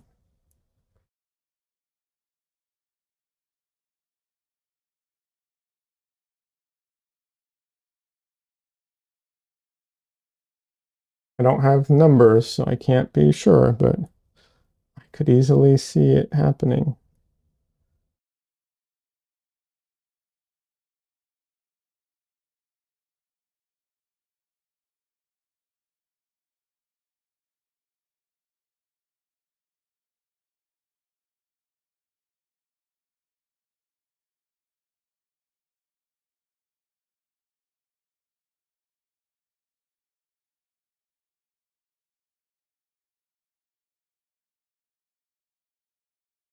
So here, I wanted to have like a little bit of a, you can't really see it unfortunately, but I wanted to have a little bit of like red transition between the shadow and the light because it's such a strong transition. I wanted there to be a little fringing there. It's very, very hard to see, and you guys probably can't see it at all given the size of it, but yeah, that was why I did all those passes right now at the same spot was so that I could get a little bit of that transition color.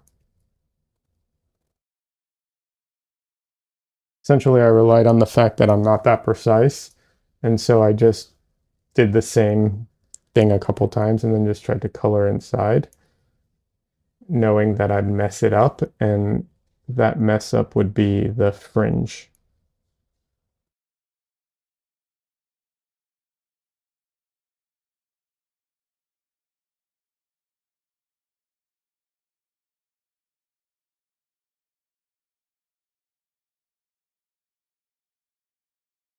And by mess up, I should say imprecise or imperfect, which is fine because it's actually perfect because it did what I wanted it to.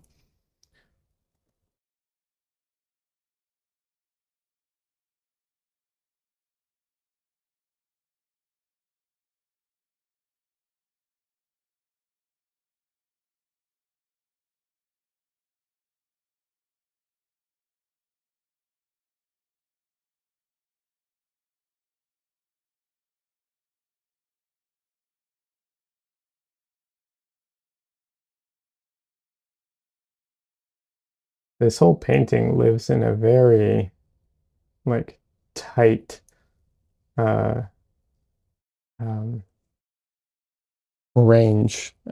The, the whole painting has a wide range, but the individual areas, like the light areas and the dark areas, both live in very compressed realms. Um, when you really, pay attention to it, which I like. I think that's cool.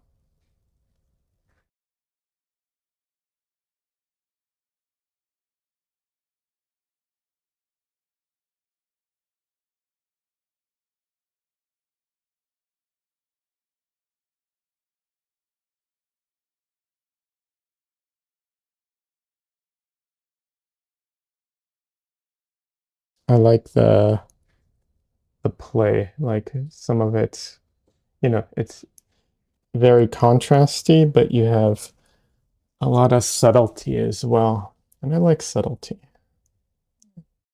I find it very, I find painting subtle things very enjoyable sometimes.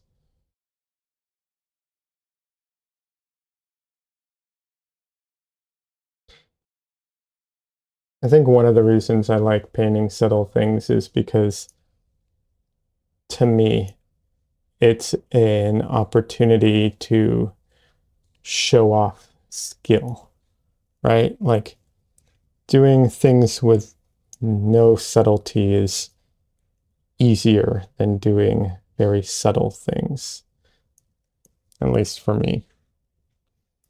So by taking the time to do these very subtle passages, it's an opportunity to show skill. Hey, Don Lee. Don Lee says, work lurk, light bulb guy is looking good. Oh, thanks, man. Good to see you. How are you doing today, Don Lee? And if you can't answer because you got to work, no worries. Samaj says some people find it harder to give themselves permission to have joy in their work and they create in the work they create. Uh, it's that constant search for perfection and it always being elusive. Yeah, for sure. And that was definitely something I had to work on, at least personally. It's like not about perfection.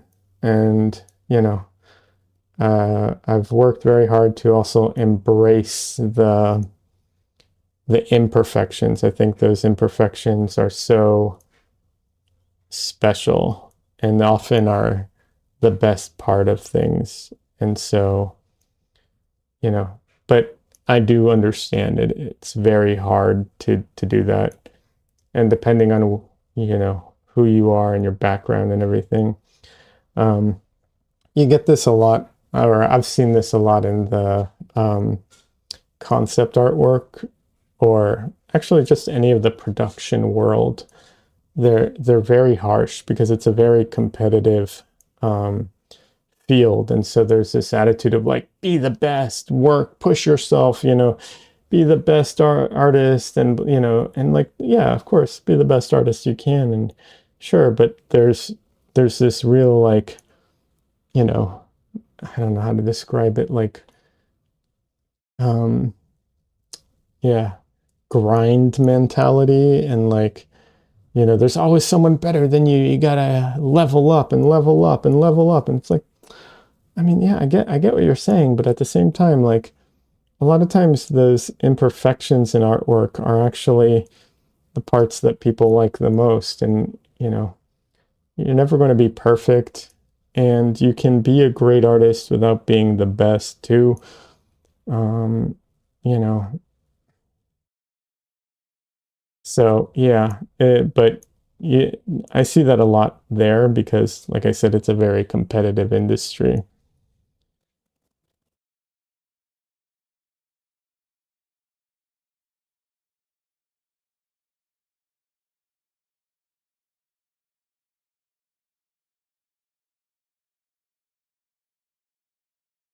I had that mentality for a long time. I was definitely a perfectionist. Don't get me wrong, I still, Des will attest to this. There's still an aspect of me that is a perfectionist, but I've gotten a lot better at it, and I think it's not being a perfectionist has helped my artwork improve significantly.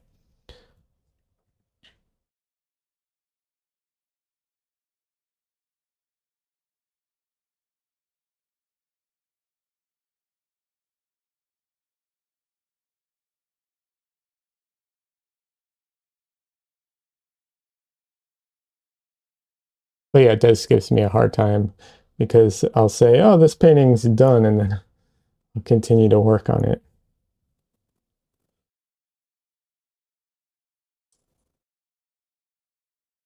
I do have, unfortunately, a bunch of paintings that are like almost 100% done. I'd say they're like 98% done, and I just need to go in and like finish them. I just don't have the time. But it's like I'm the only one who thinks they're not done, right? Like, to be clear, I'm it is 100% just me. Anyone else who looks at it is going to say, "Oh yeah, that's done."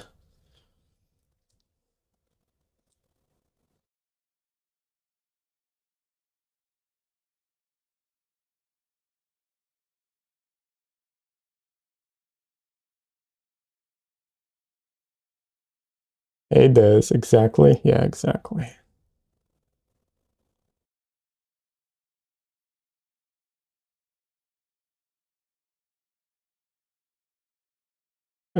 It's very frustrating because like I said, I've got a bunch of them, and I need the time to just go and finish them. But yeah,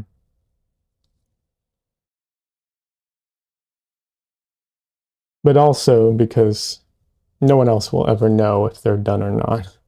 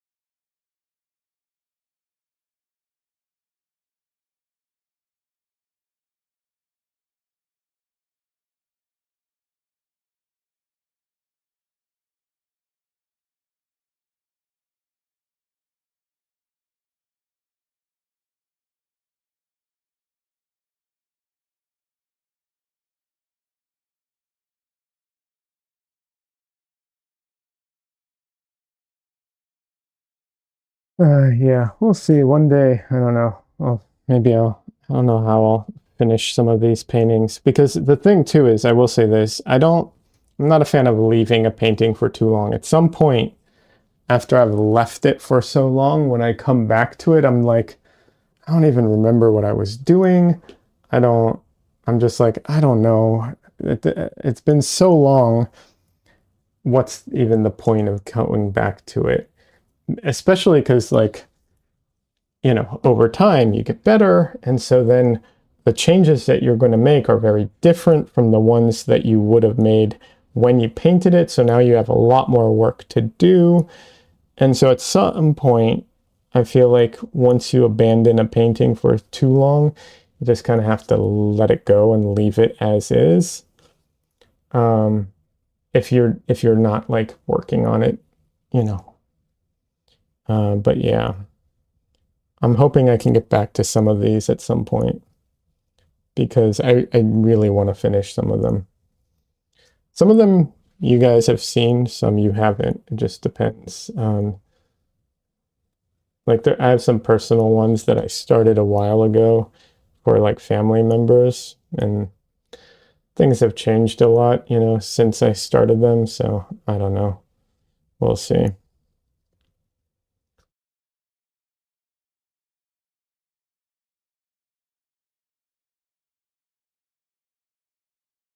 We'll see.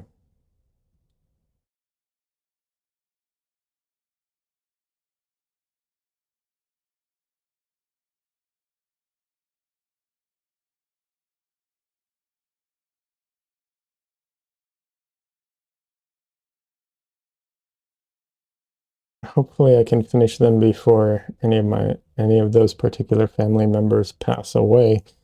Not that they're like, you know, on the verge of passing away, just saying like if I wait long enough, they will.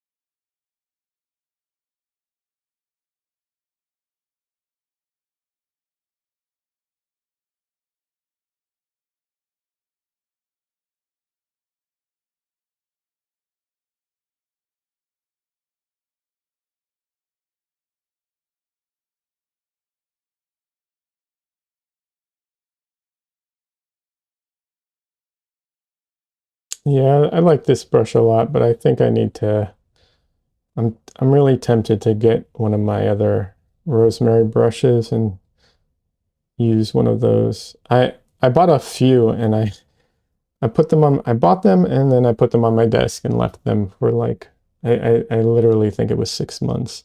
And this is the first one of the bunch that I started using. It's a great brush, but it's too stiff for finishing a painting. I want something softer. This one's softer. It's just this one is not a rosemary brush. It's a silver brush, but it's just not precise enough. It's just too frayed at this point.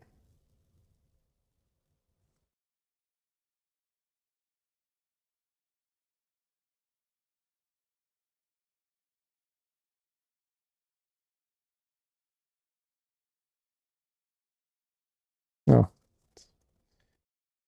sometimes still can be pretty sharp, just not as sharp as I want it.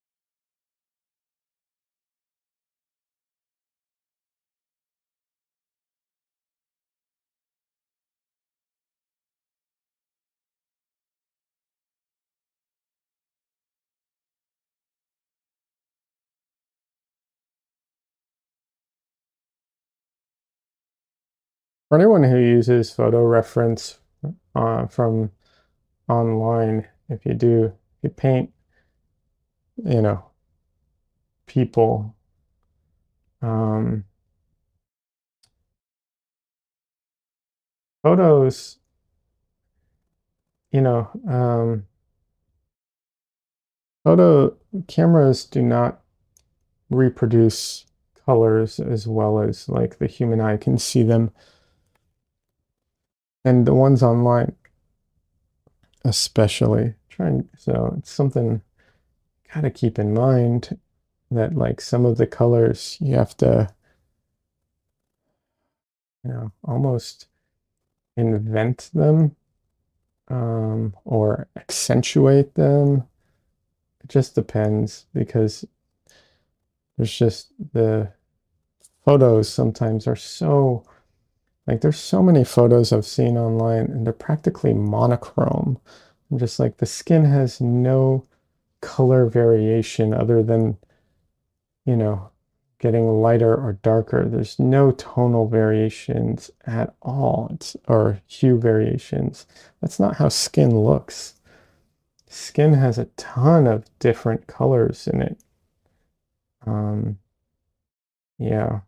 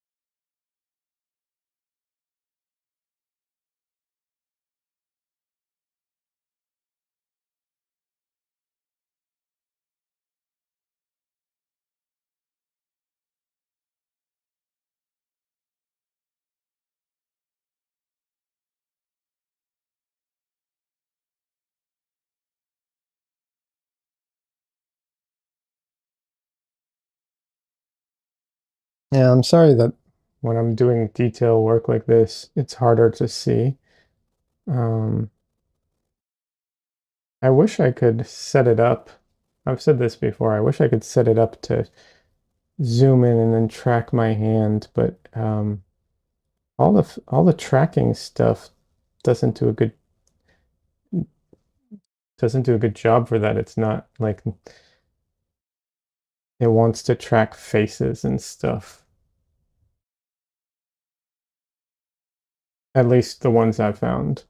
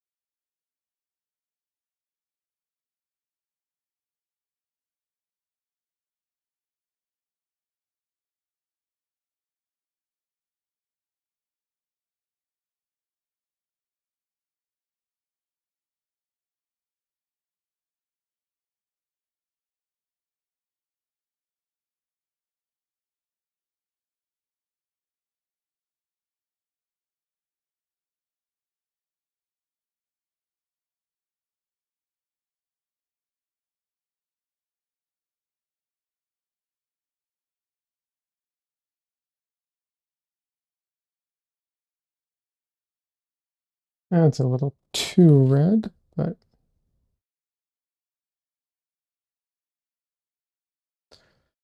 that's all right. Hey, Donley. I don't know what that emote is. What is that emote?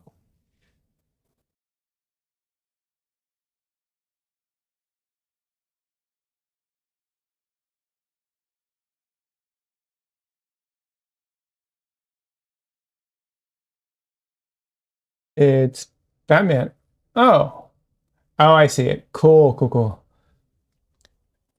You have to, keep in mind that my monitor is. So you see this stick? It's further away from me than this stick and my arm. That's a little far. Batman. I am vengeance. I am the lurk. Funny. Years ago, I did a Venture Brothers fan art piece of I can't remember which brother it was. One of the brothers that dresses up as the Bat.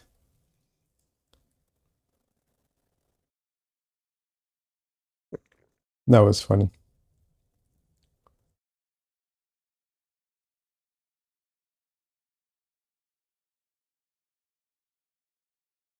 Venture Brothers, pretty great. It is. I'm a fan. I haven't seen the last seasons. I don't remember which season I stopped watching, but at some point I stopped watching. But I would like to get back to it at some point because yeah, they are great. I love the Venture Brothers.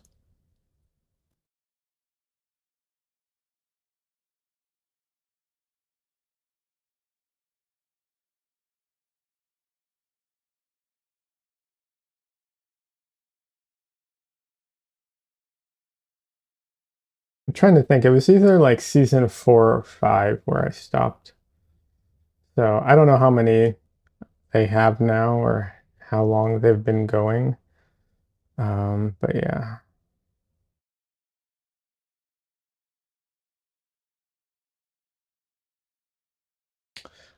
Another show I like a lot is Archer.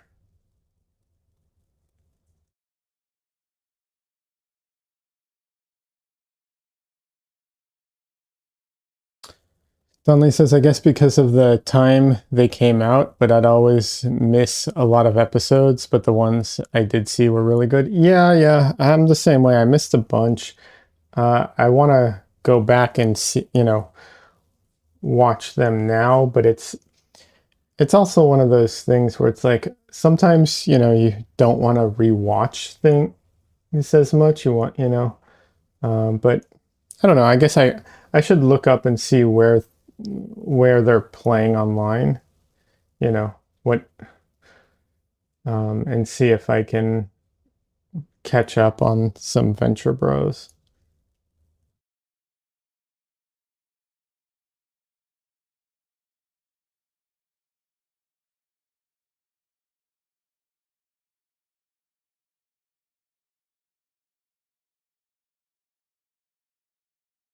I think there, if I'm not mistaken, there's a one season of Archer I haven't seen, although at this point it might be two. They went on hiatus for a long time. A lot of these shows took a long time between seasons sometimes and stuff for whatever reason.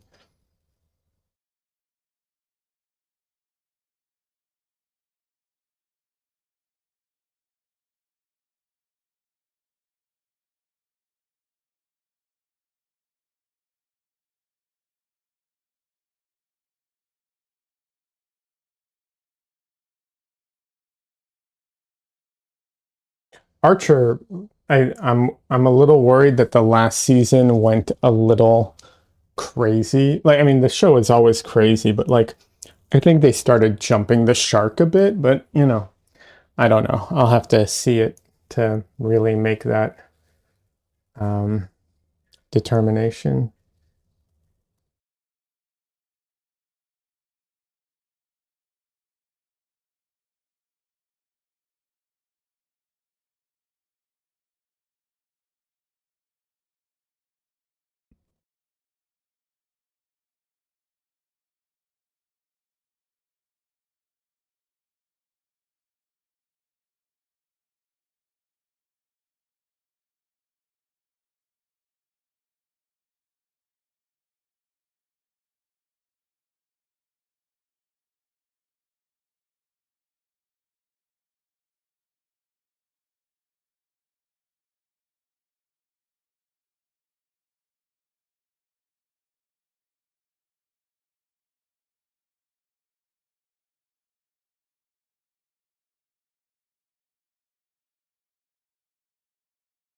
But yeah, if any of you haven't seen those shows and you like cartoons and you like adult themed, like, and I mean like in the sense like action and cursing and like shows made, cartoons that are made for an adult audience, not children. And you like silliness and stuff like that. Yeah, highly recommend them.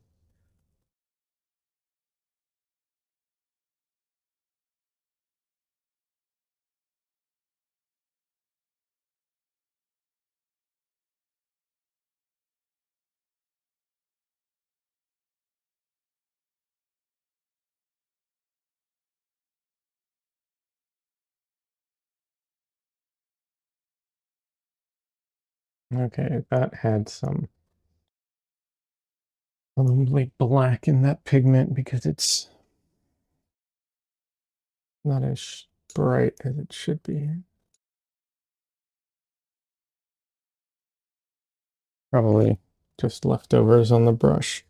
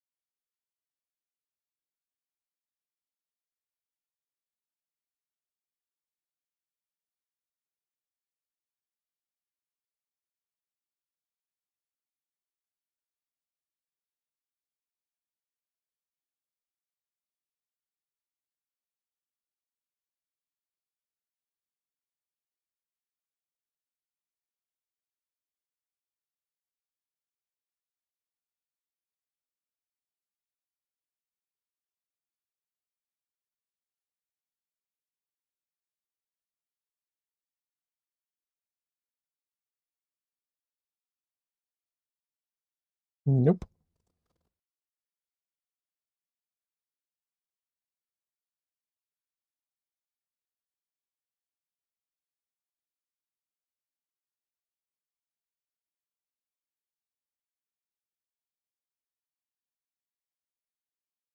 Trying not to hunch over. I have a tendency to hunch over and mess up my posture.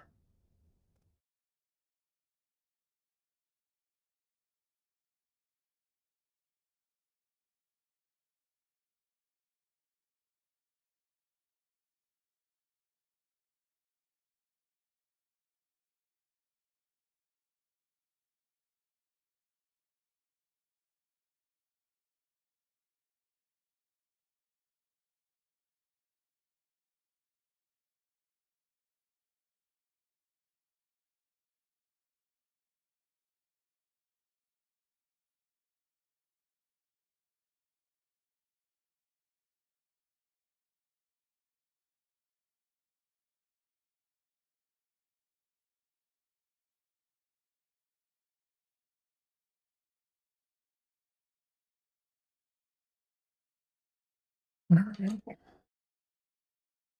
Let's see here.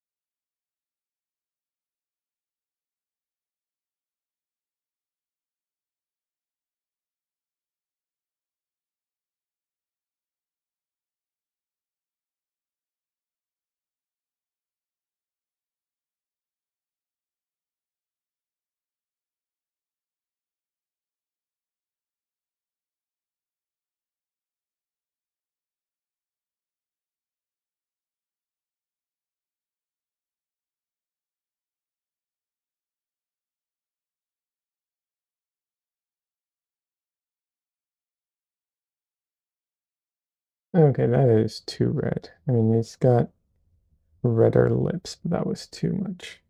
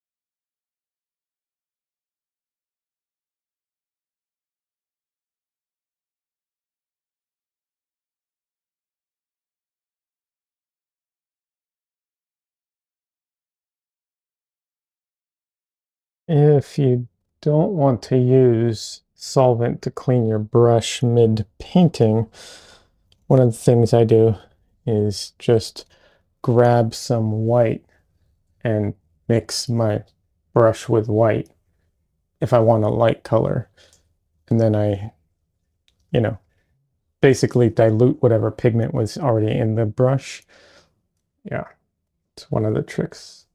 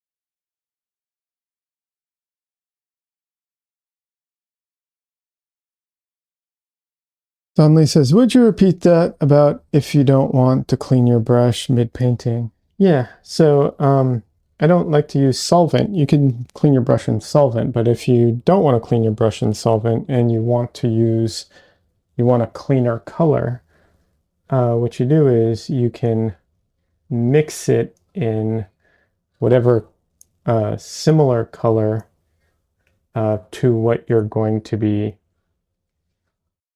painting.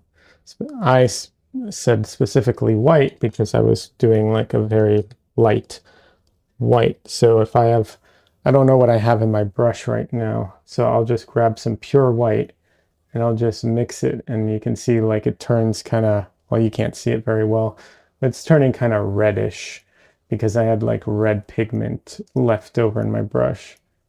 So I just, mix pure white into it and it dilutes whatever was in my brush. And then I can theoretically use that, next time, and I will, because next time I go to paint, if I need something that's a little red but white, but light, I'll just grab that if it's in the mixing area. Not like thinking, oh, this is what came out of my brush, but more just like, whatever's here is available, if I need it.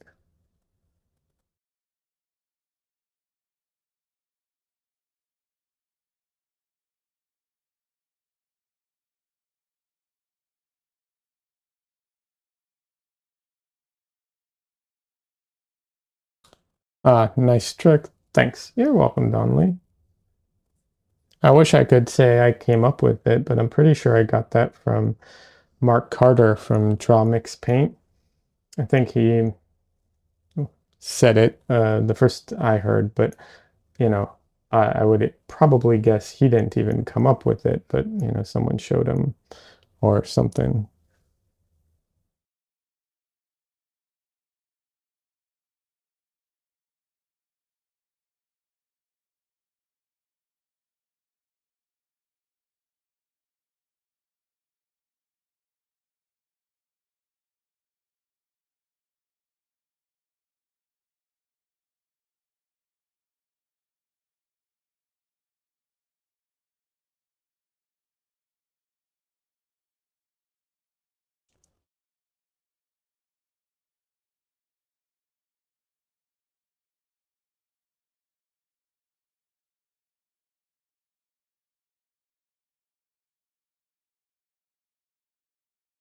But yeah, Mark Carter Draw Mix Paint um, channel is really good if he's still uploading and if his stuff is still available online.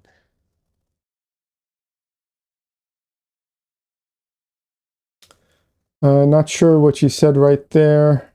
I think something about how you invented the trick and definitely no one else. I'll be sure to give you credit. Hey, thanks, Donley. I appreciate that. That's very helpful. I appreciate that, Donley.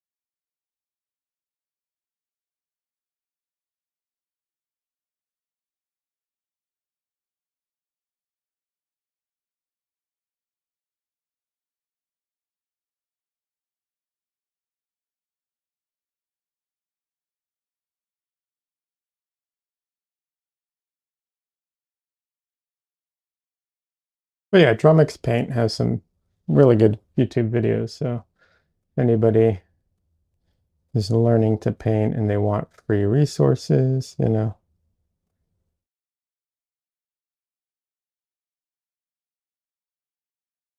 don't agree with him on everything, but just because I don't, doesn't mean his stuff isn't good. He's a fantastic artist. Um, yeah.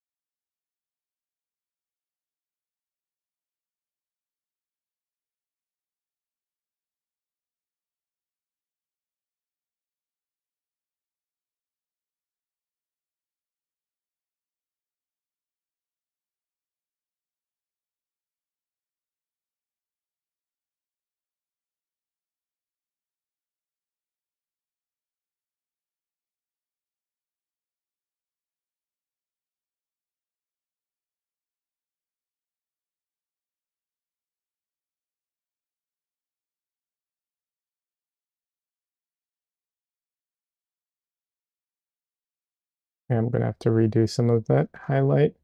I was trying not to touch it, but oh well.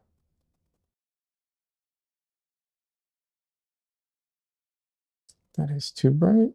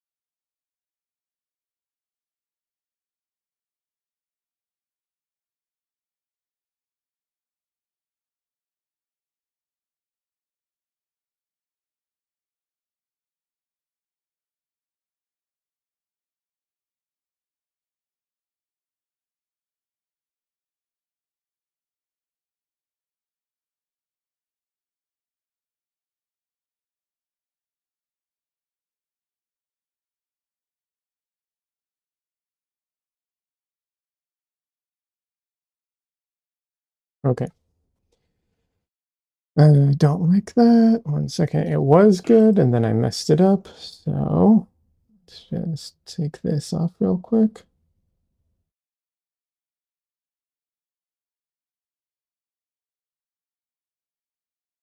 All right, there we go. All right. Now, let's try that again without all the paint that's already there. Control Z, 1000%. Yes. Sometimes you just need to Control Z.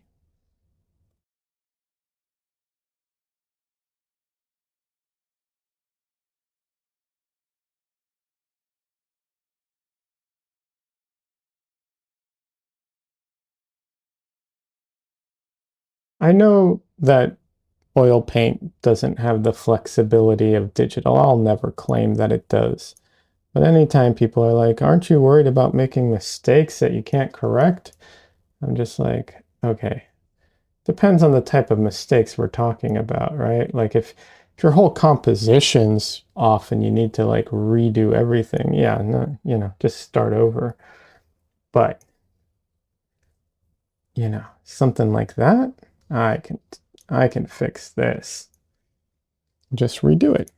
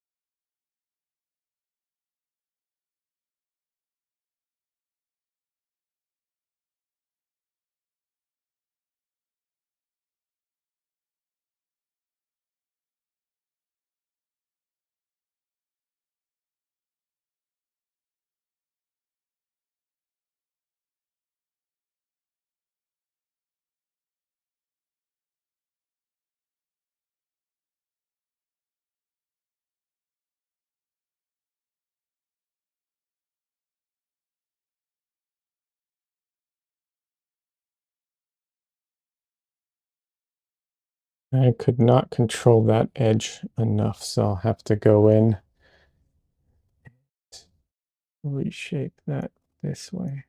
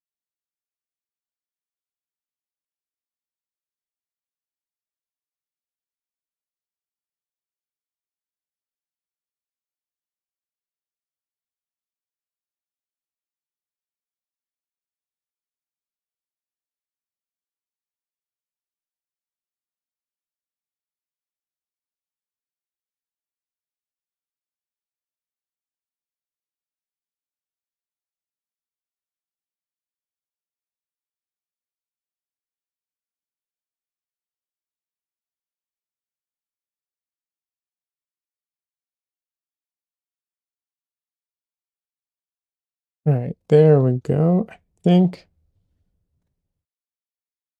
that's good. Need to adjust this edge a little. And now to put the highlights in.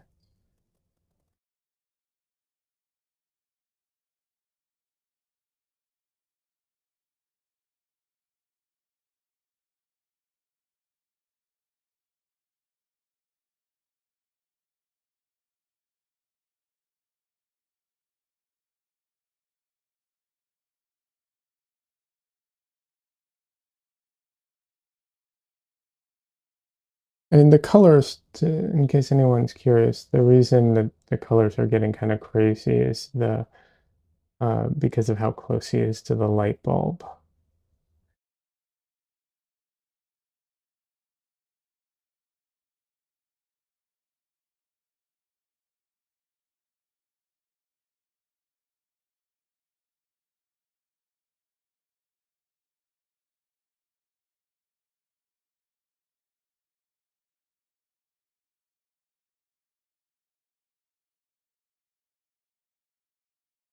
There we go.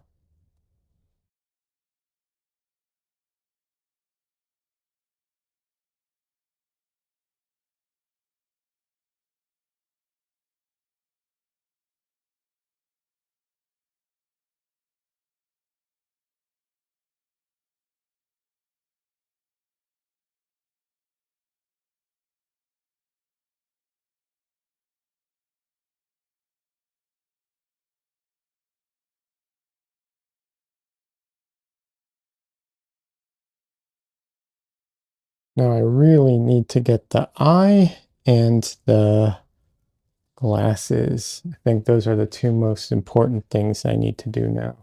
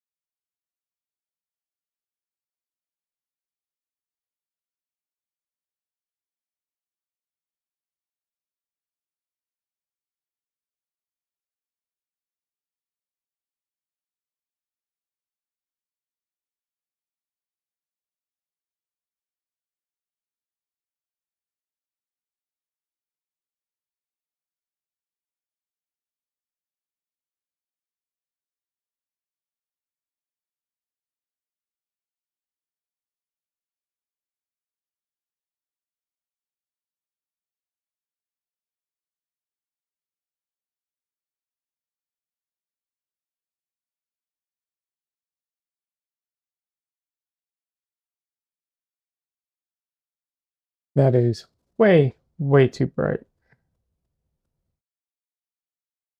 Catch lights are so difficult sometimes because our mind says, oh, they're bright. But the reality is, a lot of times they're dulled. So even though our mind says that's 100% white, it's not.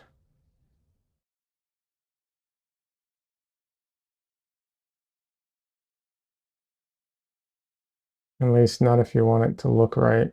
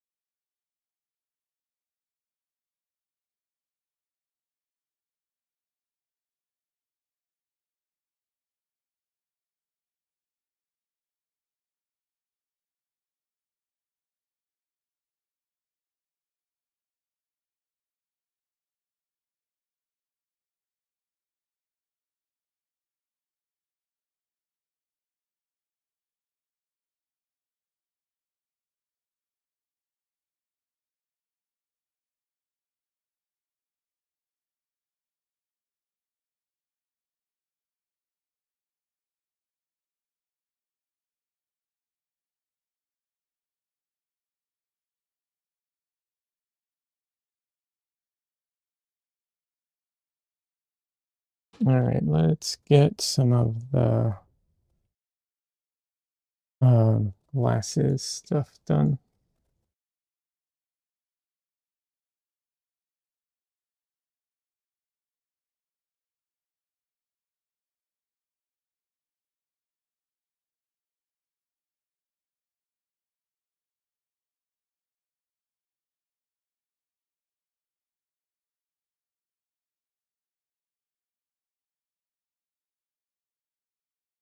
So when I use a liner brush, I often need to make bigger piles because the brush needs to like, I don't know what's it called.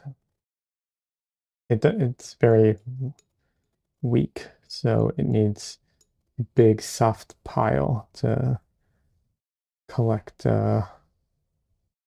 paint from.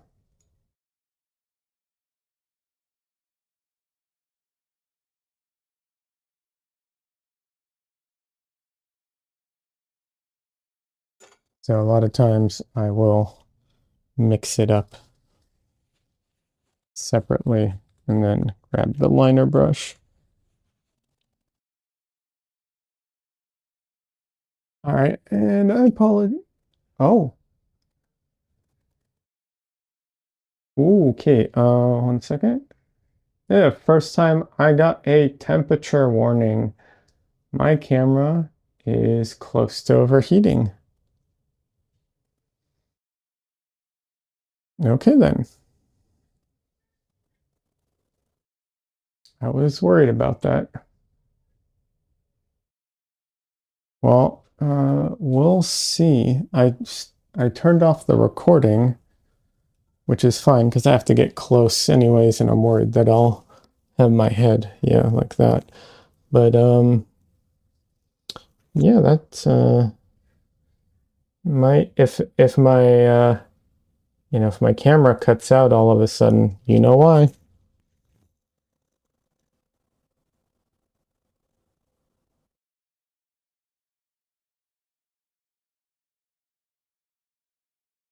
And also, please let me know if I don't notice. I think I would, but just in case.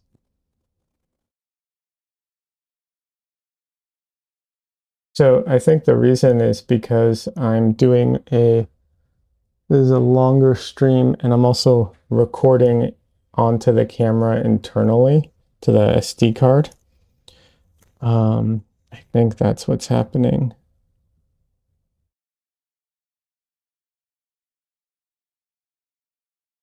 So, yeah, don't know how that's gonna fare. I mean, if it's having problems now, I can't imagine in the summer what will happen. But, you know, also we'll cross that bridge when we come to it, I guess.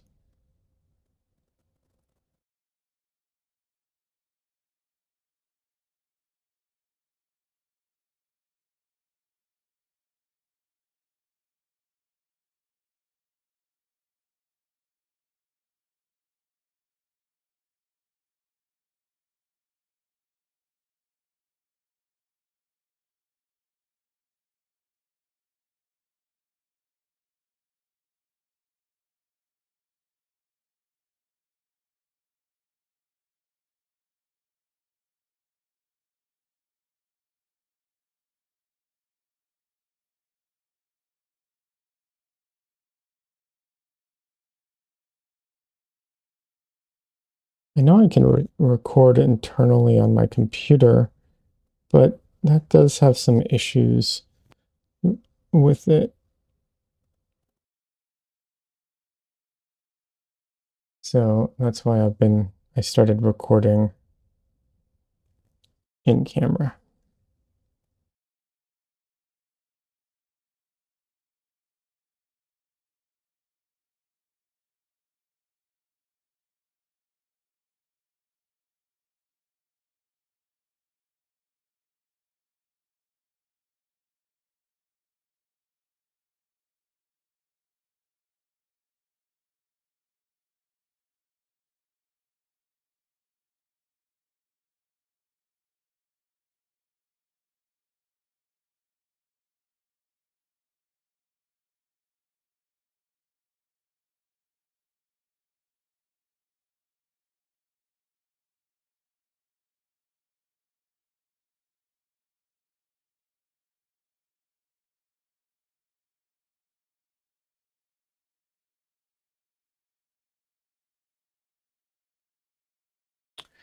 I hate doing this, but I got to.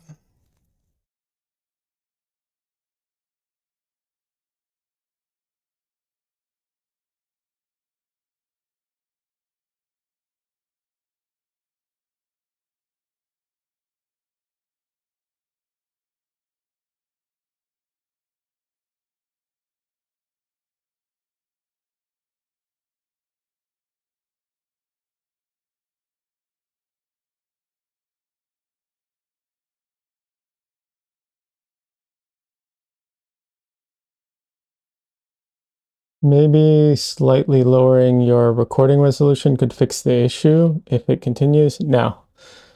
Um, well, no, not really.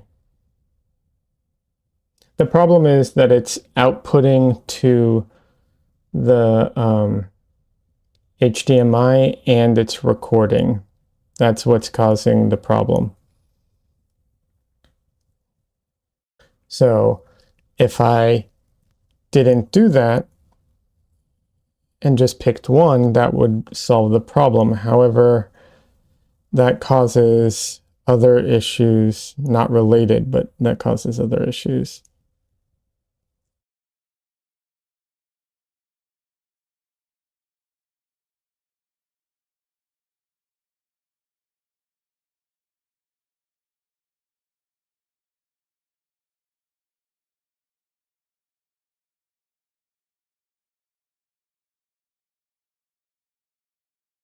The one of the problems I have is I have a way of recording on my computer. Like you can tell OBS to record, right? And there's a plugin that lets it record a particular output, which is very helpful. So I can record just my camera without all the, overlays and all the other cameras and everything, that's great. Problem is that plugin has a tendency to crash a lot, and it also means that I can't, I have to record at the like quality that I'm streaming at. So I have to either record at 2K or I have to start streaming again at 4K, because if I try and do it differently, it causes the thing to crash.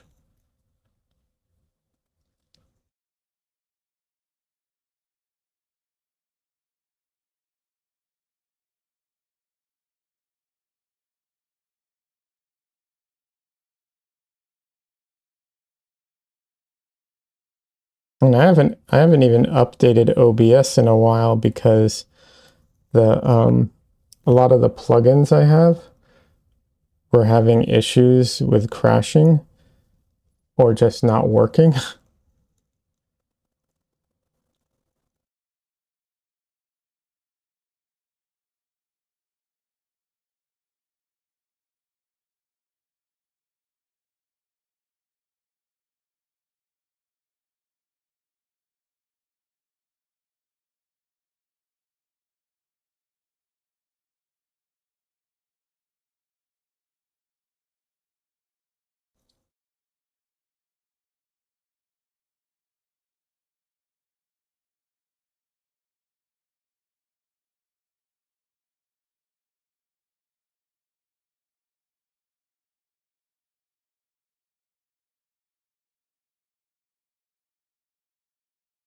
I had a few streams where like my OBS was crashing constantly. Turns out like that's why.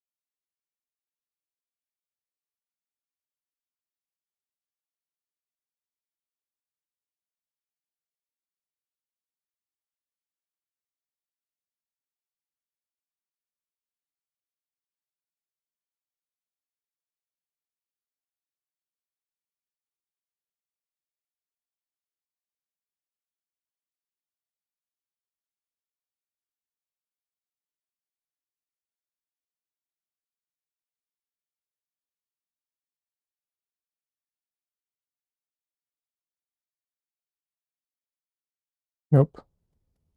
Let's get pure yellow in there. All right, there we go. A very dark mixture. Let's see. Des says, it wasn't just you. There were many people with OBS issues. I bet it was that Windows update we had. It could have been, but I've just been reluctant to update when OBS since. I'm just waiting for it to, catch up kind of thing. But yeah, we'll see if my camera overheats now or not. That could be an issue.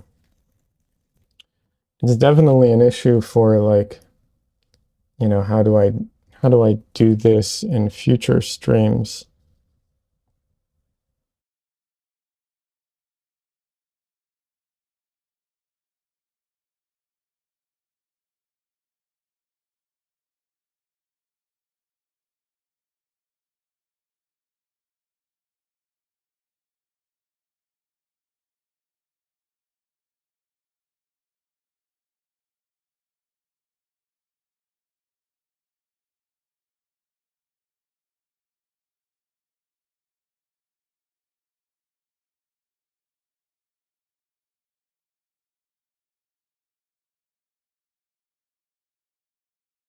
And it's, it's relatively speaking cool right now. This was summer. Oh, I don't think my camera would last very long at all.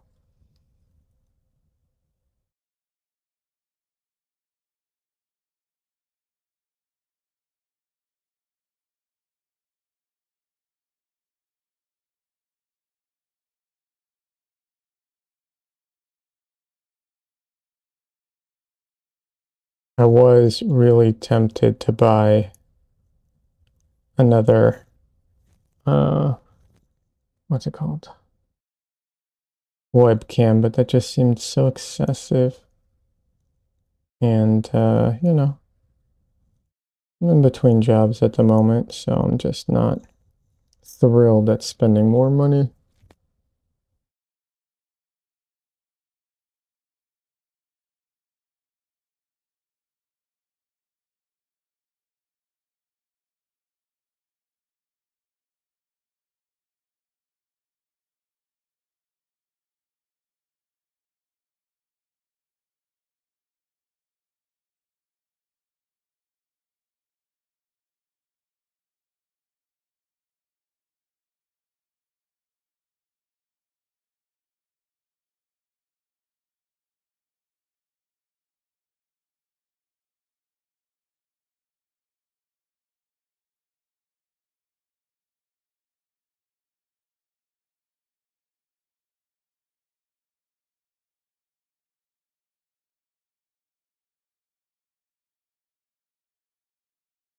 AFK, be right back. Okay, Donley. Uh, let's see. Des says we are below freezing. It's chilly today. Yeah, it's not that cold up here, down here, wherever I am. You know what I'm saying? We had a frost or a like a they call it like a freeze warning, where like there is the potential for things to maybe have a freeze at night, but that was about it.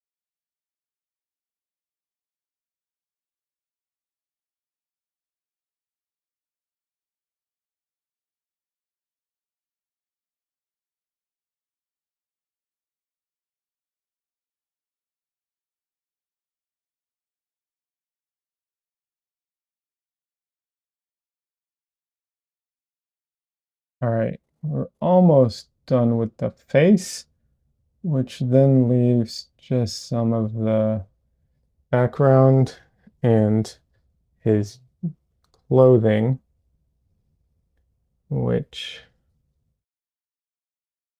I think will be a lot faster and fun.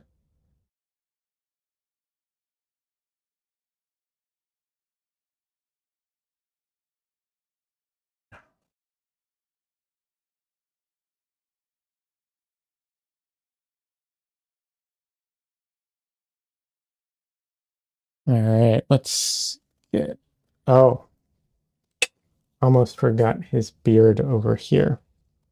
This part is a bit of a mess. Needs some tidying up.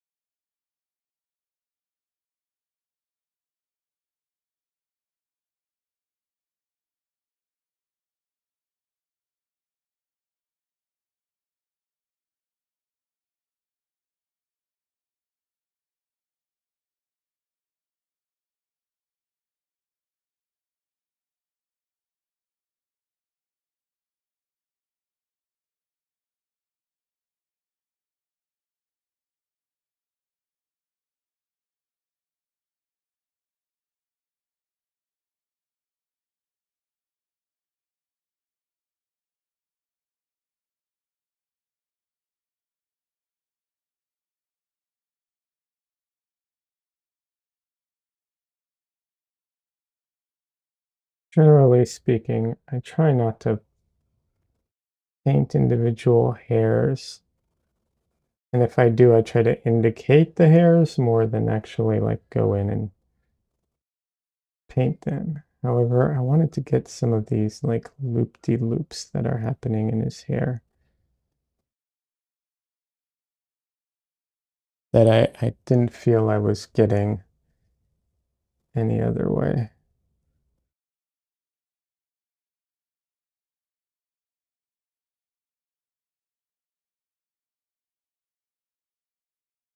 All right, now let's do the highlights on the clothing real quick. And then now this part is going to start getting a little more abstracty, I think. But first I need to drink something, jeez.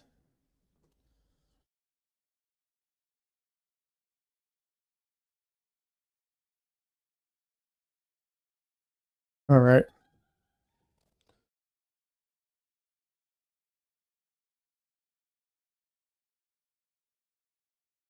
Back, welcome back.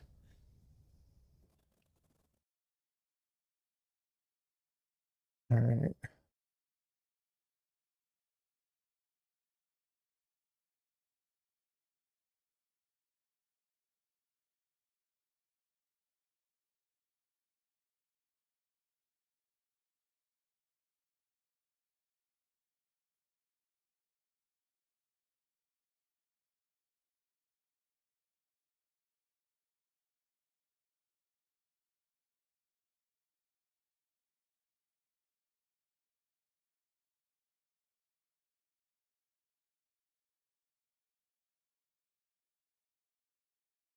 '26 here. Wait, 20, is that Celsius or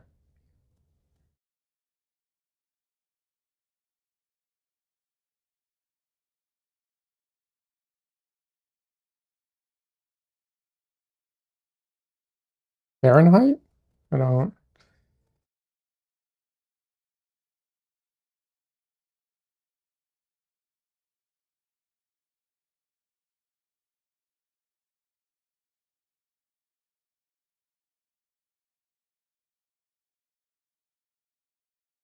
Fahrenheit. Oh, that's cold. I know that would be even colder in Celsius. I just don't have the frame of reference for that.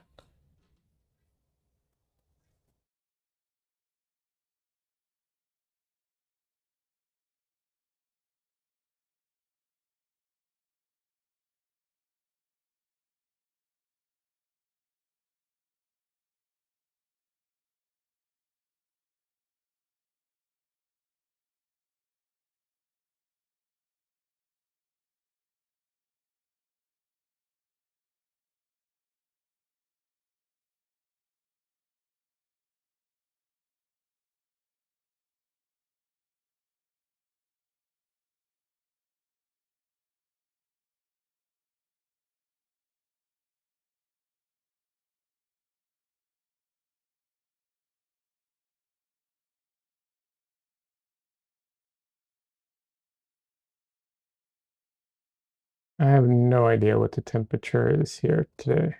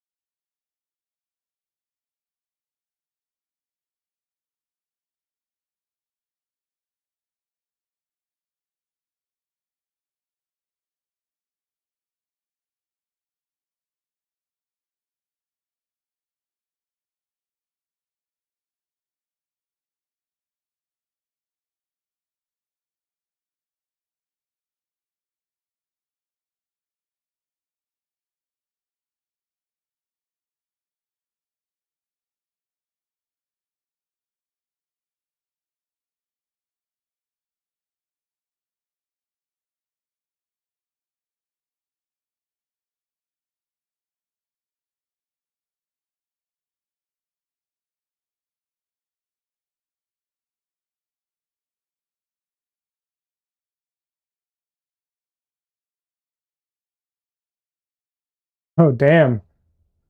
Des says 26 is summer weather. In, oh, wait, in Celsius? Oh, 26 Celsius is summer weather. Okay. Then I'm getting my temperatures all mixed up. That's fine. I get them. Been a while. It's been a while since I've used Celsius.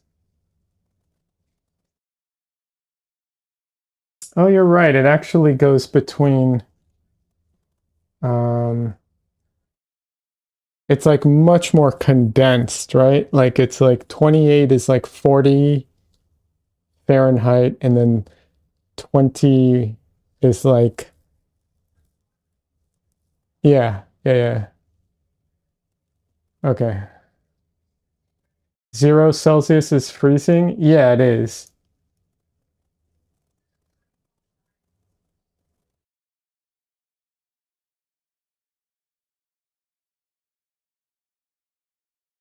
I just remember that, like, yeah, that's what I remember. 0 Celsius is freezing. And isn't 100 boiling? Like literally boiling water? Yeah, it does says in 100 is when water boils. It's logical. I agree. Although, I will say, I did see something which talked about why, um, what's it called? Um, the origin of counting things. Um, what is it? Um, I think it's, oh, what, I'm trying to remember what it was. It was like it was like a reel that went over like what the origin of counting things by the, um, oh, I'm going to forget it. But basically, like why use feet? I think it was like why the um where that came from, like by 12 and whatever. Um, can't remember exactly if it was feet or what it was, but it was something like that. And I'm totally blanking. Hilda says goal. Hello. Um, but it was like a thing of where you could basically count on one hand by counting your knuckles, and then you use the other hand to count how many hands you're counting. And so it's a way of being able to count things quickly and easily and keep track of it. I was like, oh, okay, that makes sense. That's cool. I like that. Hey, Hilda, how you doing? How's your day going today?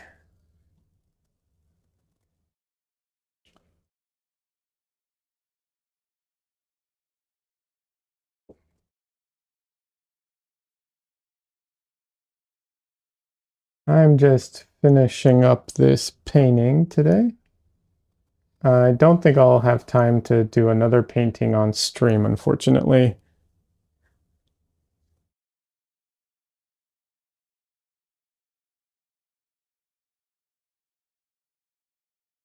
Rather be with you, put in my makeup.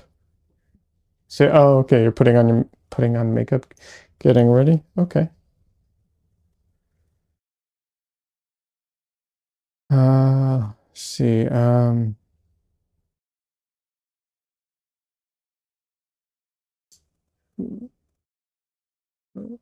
Des says my grandmother had a formula. Say it's 70 Fahrenheit, then you know, and you want to know what it is in Celsius. You have it and minus 32. It's not usable for freezing temps though. Okay. And Dunley says, yeah, in many ways, I wish we were on metric. I agree. In many ways, I do too.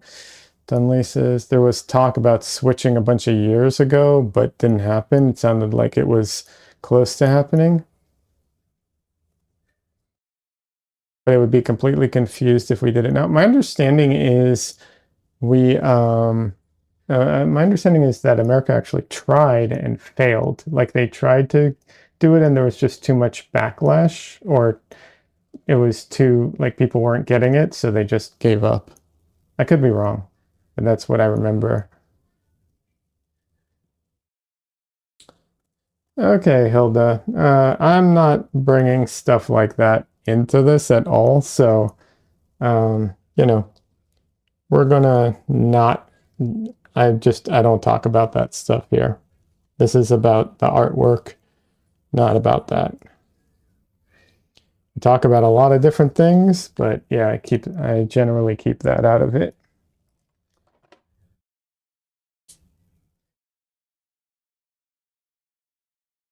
You're welcome to stay. I'm not saying you have to go or anything. It's not about that. It's just not a subject that I like to bring up much. So that's all. Okay, perfect. Glad you understand. Bye. Okay, that's what you want.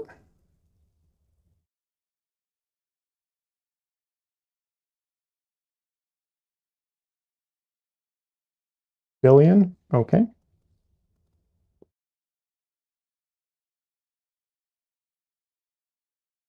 Donnelly says that sounds about right as far as America switching and not being able to do it. Yeah, sounds about right. I agree.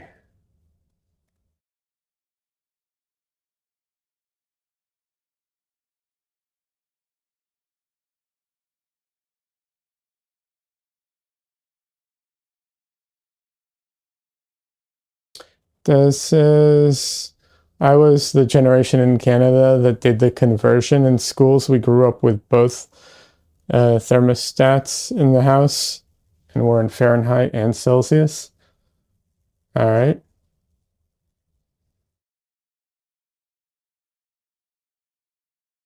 Yeah, I mean, I grew up in both because of where I moved, so I also grew up using um, what people in America refer to as military time.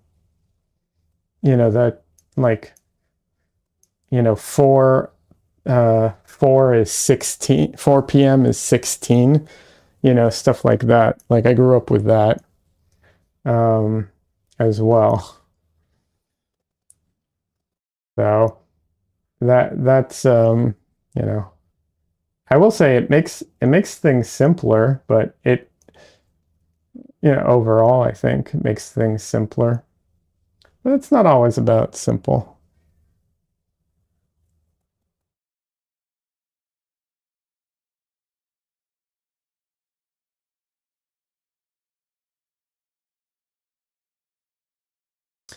Hilda, are you an artist? Do you like to, are you just a fan of art, or are you a lot of people who come into chat are artists. You don't have to be to hang out, obviously. There's a place for anyone who likes art and enjoys artwork. Um, talk about all kinds of things. We were talking about art history earlier. I'm not the biggest art history nerd in the world. I want to learn more, but you know, we got into it a little bit. It was fun. But yeah, a lot of people here are artists. There's also a chat in Twitch, by the way, in case you're wondering, like, who is he talking to? I'm talking to people on Twitch as well. I have not figured out how to put both chats combined. Yeah, I think I can do that now. I think they allow that now on, like, I could have a window, but it's complicated.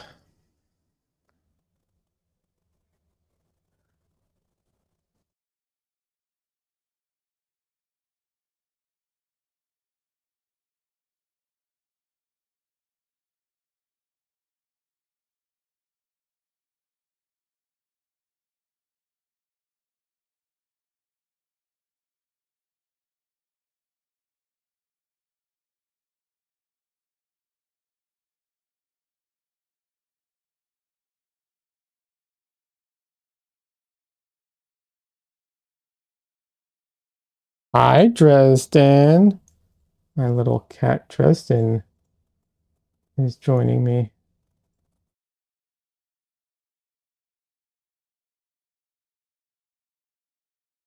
Hi, little boy. Hold on, if he doesn't run away, I'll put him on screen in just a minute.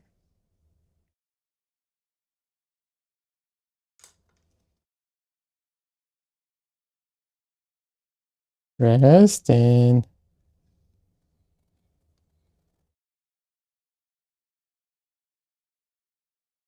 Hi, Dresden. Hey, baby boy. Oh, look at this baby boy. Hi. Yeah. Why do you like to lick my nose?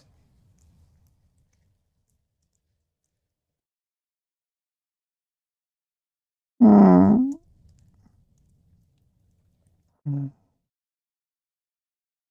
Oh, baby boy.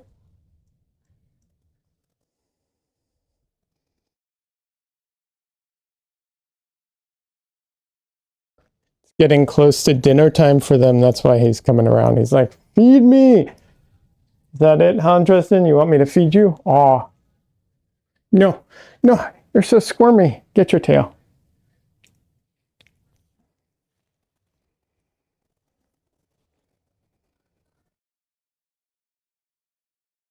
He loves his tail so much.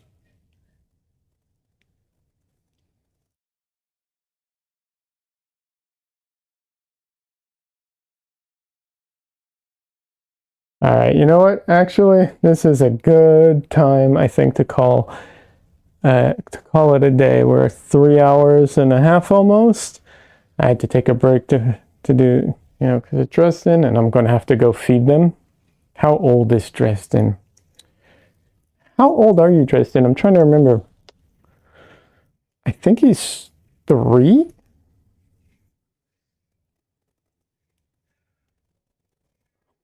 I think. Let's see. 2 to 3 to 4. He's almost 4. He might actually be 4. I can't remember exactly when we got him, but he might be. He's almost 4. Does he look like Does he look like a 4-year-old? He's so squirmy.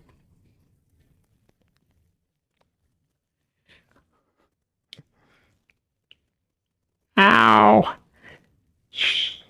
Ah. Why is the biting? Why so much biting? All right.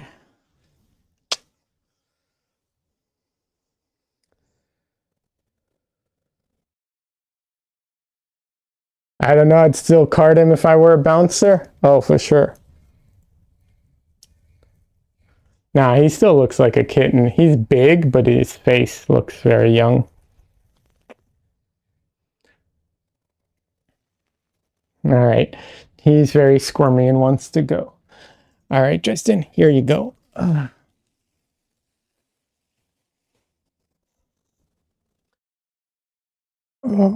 All right, I think I'm going to call it a day. Anyways, my camera is still almost overheating. I need to give my camera a break. I need to feed the animals. So I think I'll be calling it a day. Here's the painting. It's almost finished. The only thing left to do is I need to go in and put a few highlights for the leather jacket. But, you know, that'll be pretty minor. Otherwise, it's pretty much done.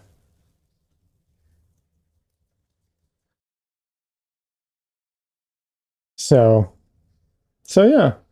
Anyways, I'll be back on Thursday for sure, unless something happens, but I'll be back Thursday. And then we'll see how my schedule comes along. But yeah, Donnelly says looking good. Thank you. I appreciate that, man. For everyone who is new, there are links to a Discord that, you know, where like-minded artists hang out. It's a great place to talk art and stuff. And, you know, all my social media, stuff like that. My website. I need to be better about that. But yeah, my paintings are for sale on my website. And I have a newsletter. I don't use it, but sign up for it. When I do have something free to give away, or I do have something to announce, I will do it through my newsletter, amongst other places. But you know, anyways, I don't know. I'm trying. I don't. I'm working on it. I'll get better at the sales pitch. But yeah. Anyways. Thank you all. I hope everyone has a good rest of your weekend, and happy holidays to everyone celebrating holidays. And I will see you around. And like I said, I'm always on Discord. Well, not always, but I'm a lot on Discord. So we can also keep in touch there. All right. Have a good one, everybody.